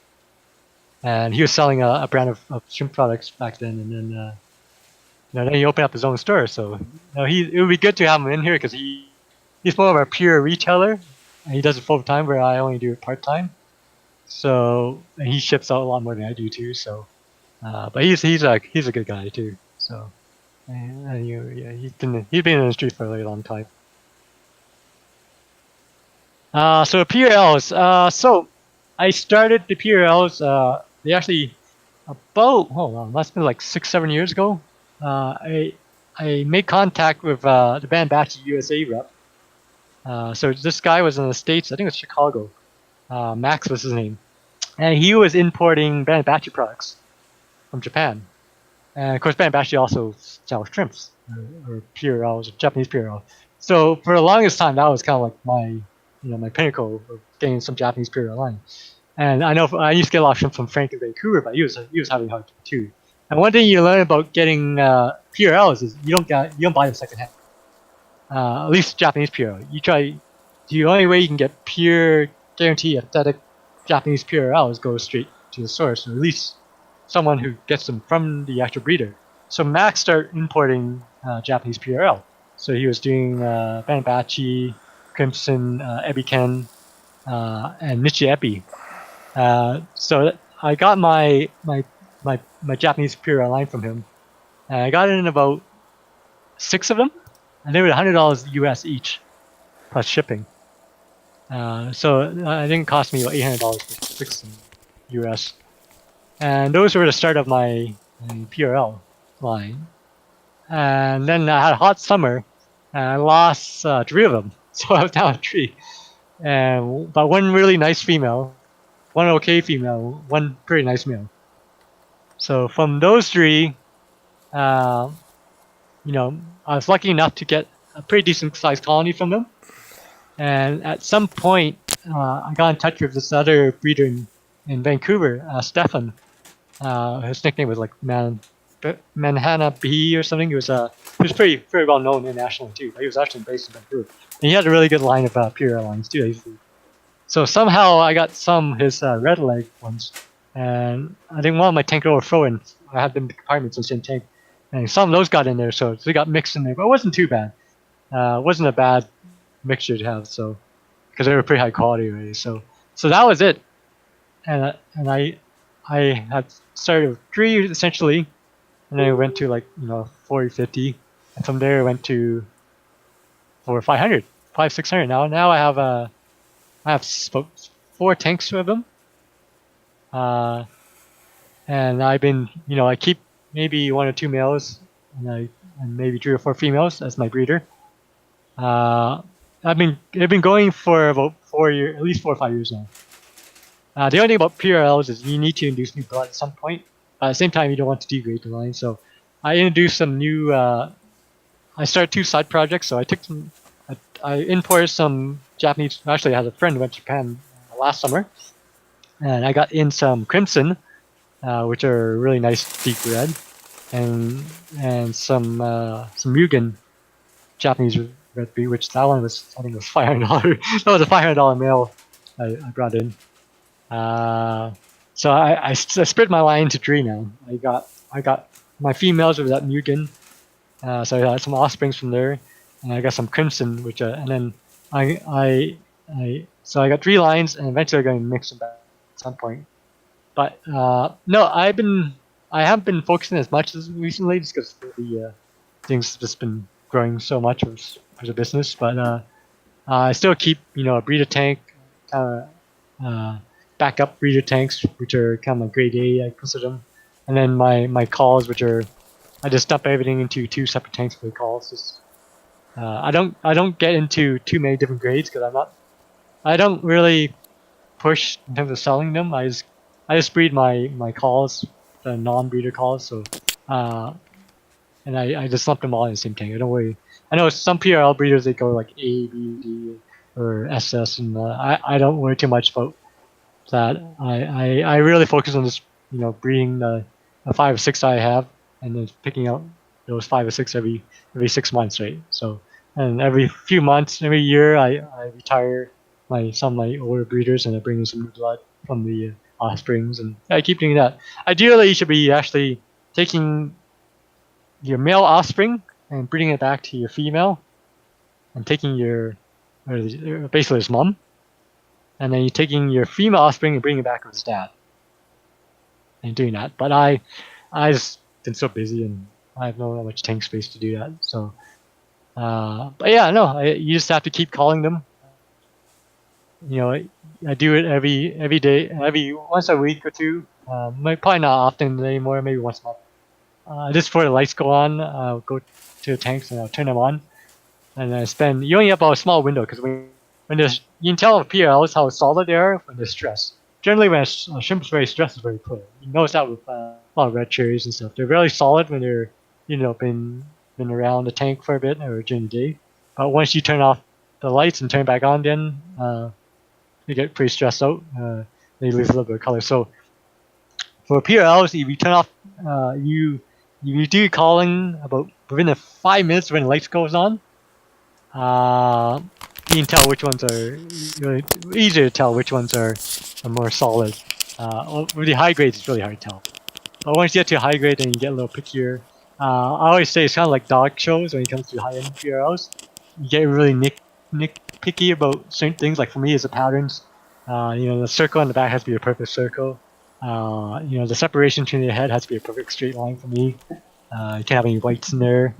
And this how the way I don't like having any whites in my leg in how it comes down. There's many things you can kind of go over and say, oh, this one's not as good as the other one. And once you get to show quality and stuff, that's what they do, right? Things like posture, even. You can tell a shrimp when it's standing still, if it's good posture or not. I know it sounds silly, but things like that. You can go on so many different levels once you get to high end stuff. But sometimes you need to. You have to pare down from, you have like 20 really good, nice looking shrimp. You somehow get down to one, and you have to, pay a lot of attention to them. You have to observe. You have to make some, because that one or two is going to be the future for the next year or two, right? So you have to be really picky, particular. And if you pick the one run, then well, at least you have some backups too, just in case. I always keep a colony of backup for my top breeders. So, but yeah, you can really get into it. I have to admit, I haven't spent much time in the last year or so on my PRLs, just because of the business. But yeah, it's. I used to spend an hour every Saturday morning, looking at my shrimp and just picking Drew, calling them, and then yeah, I mean, you see the results. It doesn't with PRLs. It takes a long. It takes even with high grade stuff. It takes years. So I mean, the Ben Batches and Niche LGBs, you're looking at what you're paying for is you're paying for the genetics and the 10, 15 years of work the breeder put into that line, right? So, and I haven't introduced any until recently. I haven't used any different lines. So there, for about 4 years, I just been line breeding. And if I do, for me, when I buy for my own stock, I have to buy them straight from a Japanese breeder. Really particular. I don't buy high grade PLs from other breeders. It has to be. And the hard thing is, a lot of those breeders die. They move on to other things. Like my Nichi Ebi doesn't do pure lines anymore. They do pintos now. So the number of original Japanese red bead lines is actually only a handful. At least I'm old school, so I go back to like those guys from 10, 15 years ago. So yeah, it's for me. At some point, you won't be able to get like the old school Japanese pure red lines anymore. Yeah, the big head. It's some people saw that with the Taiwan bees. But it's Japanese breeders. What I always tell people is Japanese breeders, they don't aim to make the perfect shrimp. The Taiwan breeders to do pure airlines, they aim to win competitions, and so they always go for what you call a competition grade shrimp that will win awards. the Japanese breeders, each breeder does their own thing. So one guy like Abby 10, who retired now, he doesn't do anymore. His thing was he made big size shrimp. Like his females were huge. Uh, Crimson was called Crimson because he was well known for his deep reds.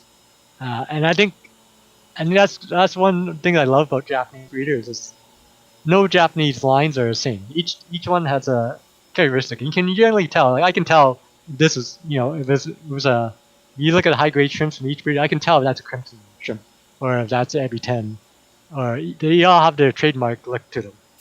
Uh, it's coming harder and harder now because there are a lot of crossing involved, even between Japanese breeders.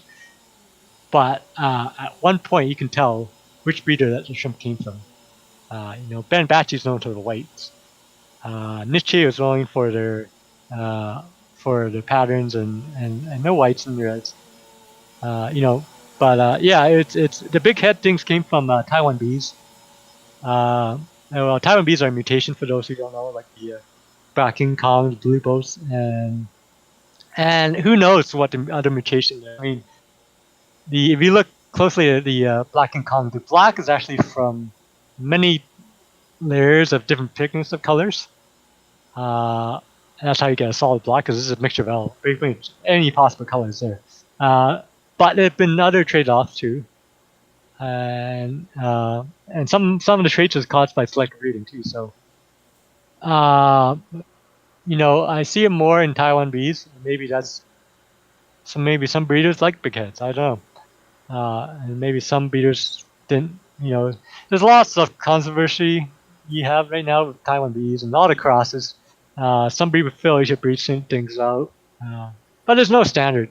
I mean, I always say you do what you want when it comes to your own line of shrimps. Uh, there's some things that are a lot healthier. Like really, I don't like shrimps that perfectly have really thin shells for that. I don't think that's healthy. And it's not stable. As soon as you pump the GH on those, they go back to normal. There was an issue with that, like the blue, the green hulks and the blue jellies. They were basically Taiwan bees with really thin shell, and a lot of people put them in normal water because they raise really low GH, and a lot of people put them in the tanks, and within a few weeks they turn into normal Taiwan bees, and it's because they're not stable.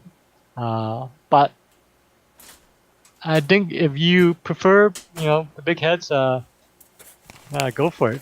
But I don't think there's too big of a heft issue. I mean, they do look a little deformed, uh, but I don't think it's really a big deal. I mean, the New York is really small heads, generally. I just kind of like. I don't like shrimps that look too deformed. I just like normal looking shrimps. So I don't know. I'm maybe not that good for to talk to you, but yeah, you see debates over these short skirts. Short skirts is funny. Some people will say it's generic, but I've seen short skirts on when I dose too much hydrogen peroxide. So I think it's also to do with like oxygen level or chemical levels in the water. It's not just from generics. People say you should call and never breed those shrimps like that, but I don't think that's the case at all. Uh, I think there's other ways of creating form shrimps other than this genetics. But yeah, no, there's lots of debates. You go in all the different groups on Facebook, and anytime someone posts a picture, there's the short skirt police will come and say, "Oh, you have a short skirt, and you should destroy that shrimp." And I was like, "Oh, it's I don't think it's that extreme. I don't think." But there are definitely people out there that will, anytime you post a picture, they'll come and you know criticize you over genetics and big heads and short skirts and cracks in the shell between the head and the shell and back. And yeah, I don't know. I think along the shrimp is healthy and they're reproducing fine. I think that's your shrimp. You're free to do what you want with them. Is there anything else?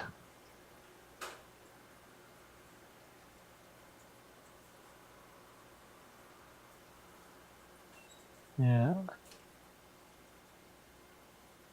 Yeah. No, one of my thing is actually going backwards. I'm trying to preserve a line of wild crystal blacks. I've been looking for them for about 2 years. It was actually 3 years ago, and then finally I know that. So crystal blacks, the original crystal black comes from a pond outside of Hong Kong. That's the only place they come from. A really small pond actually, and it's very secret. No one really knows about it other than a few breeders. And I've been looking for them. I know a couple of people who go through that pond, and finally I found one of my breeders in Germany. He got a hold of them, and I got them. So, so that was one of my favorite shrimps. And and I've been trying to get like low grade crystal reds too, like wild type crystal red, which but I guess it's not true because they didn't come for a while. But with the low grade patterns, the wild type patterns. So now I think there's 2 guys right now that I saw a bunch of the wild crystal blacks too that are doing quite well with them. Drew in Vancouver, Nature. There's a really nice colony going, and then Andrew in Edmonton, Corner Tank Corner, I think has a YouTube channel. He has some too. So I'm hoping that they spread and hopefully we get some other wild type back in the hobby because it's actually really hard to find them these days. You want to focus on the higher grade ones, but it's hard to even Taiwan bees. You can't even find like the 1 or 2 bar, true 1 or 2 bar Taiwan bees. It's really hard to get these days. So I think we sometimes we go overboard and we forget to preserve the original forms of these shrimps when we're breeding them. And fast forward a couple of years, and it's almost impossible to find the original form. So, yeah. The event. Well, this Aaron actually asked us. Me and Tommy could a little talk. I think he started this weekly talk with other people in the hobby. So, this happened this shrimp week. So, fish.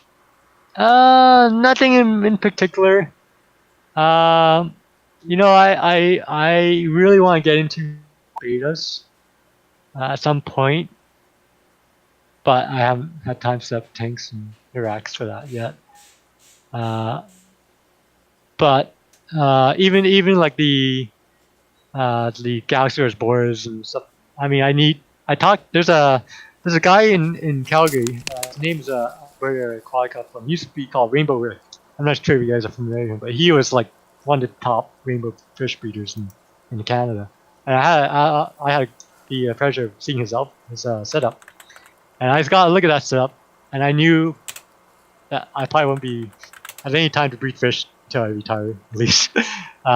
This amount of work to get like live food, set up like spawning mops and separate tanks and water changes and all that was that's just beyond what I can do right now. But at some point I will if I have free time. I don't know. I don't think I'll be working full time at that point, but we'll see. But yeah, I saw the amount of work he put into his breeding operation. That was just insane. And that's one of the reasons I drew myself to shrimp was that I could breed them without much effort, really. I mean, I kept a lot of fish even before I got into shrimp. I've been keeping fish for years since I was a teenager, but I never have really got into breeding them too much. So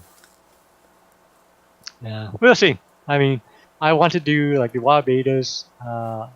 At some point, I want to get back into like physograms and like South American silhouettes and things like that. I used to be into silhouettes at one point, and guppies. I'm really into guppies, like too at one point. So, I mean, a lot of these things. A lot of time, I try something when I'm younger, and I don't do really well, and then I always make a revisit sometime in the future.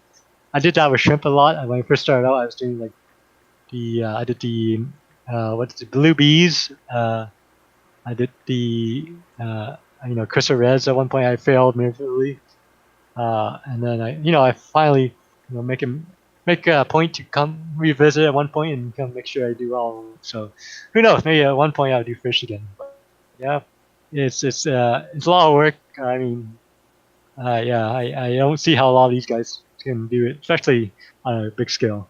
But we'll see. But wild betas is definitely something I'm interested at. I just have to. Now that I owe water, I think I can get the. It's just a matter of getting the live food and getting the tanks up, and all of that. But who knows? All right, anything else?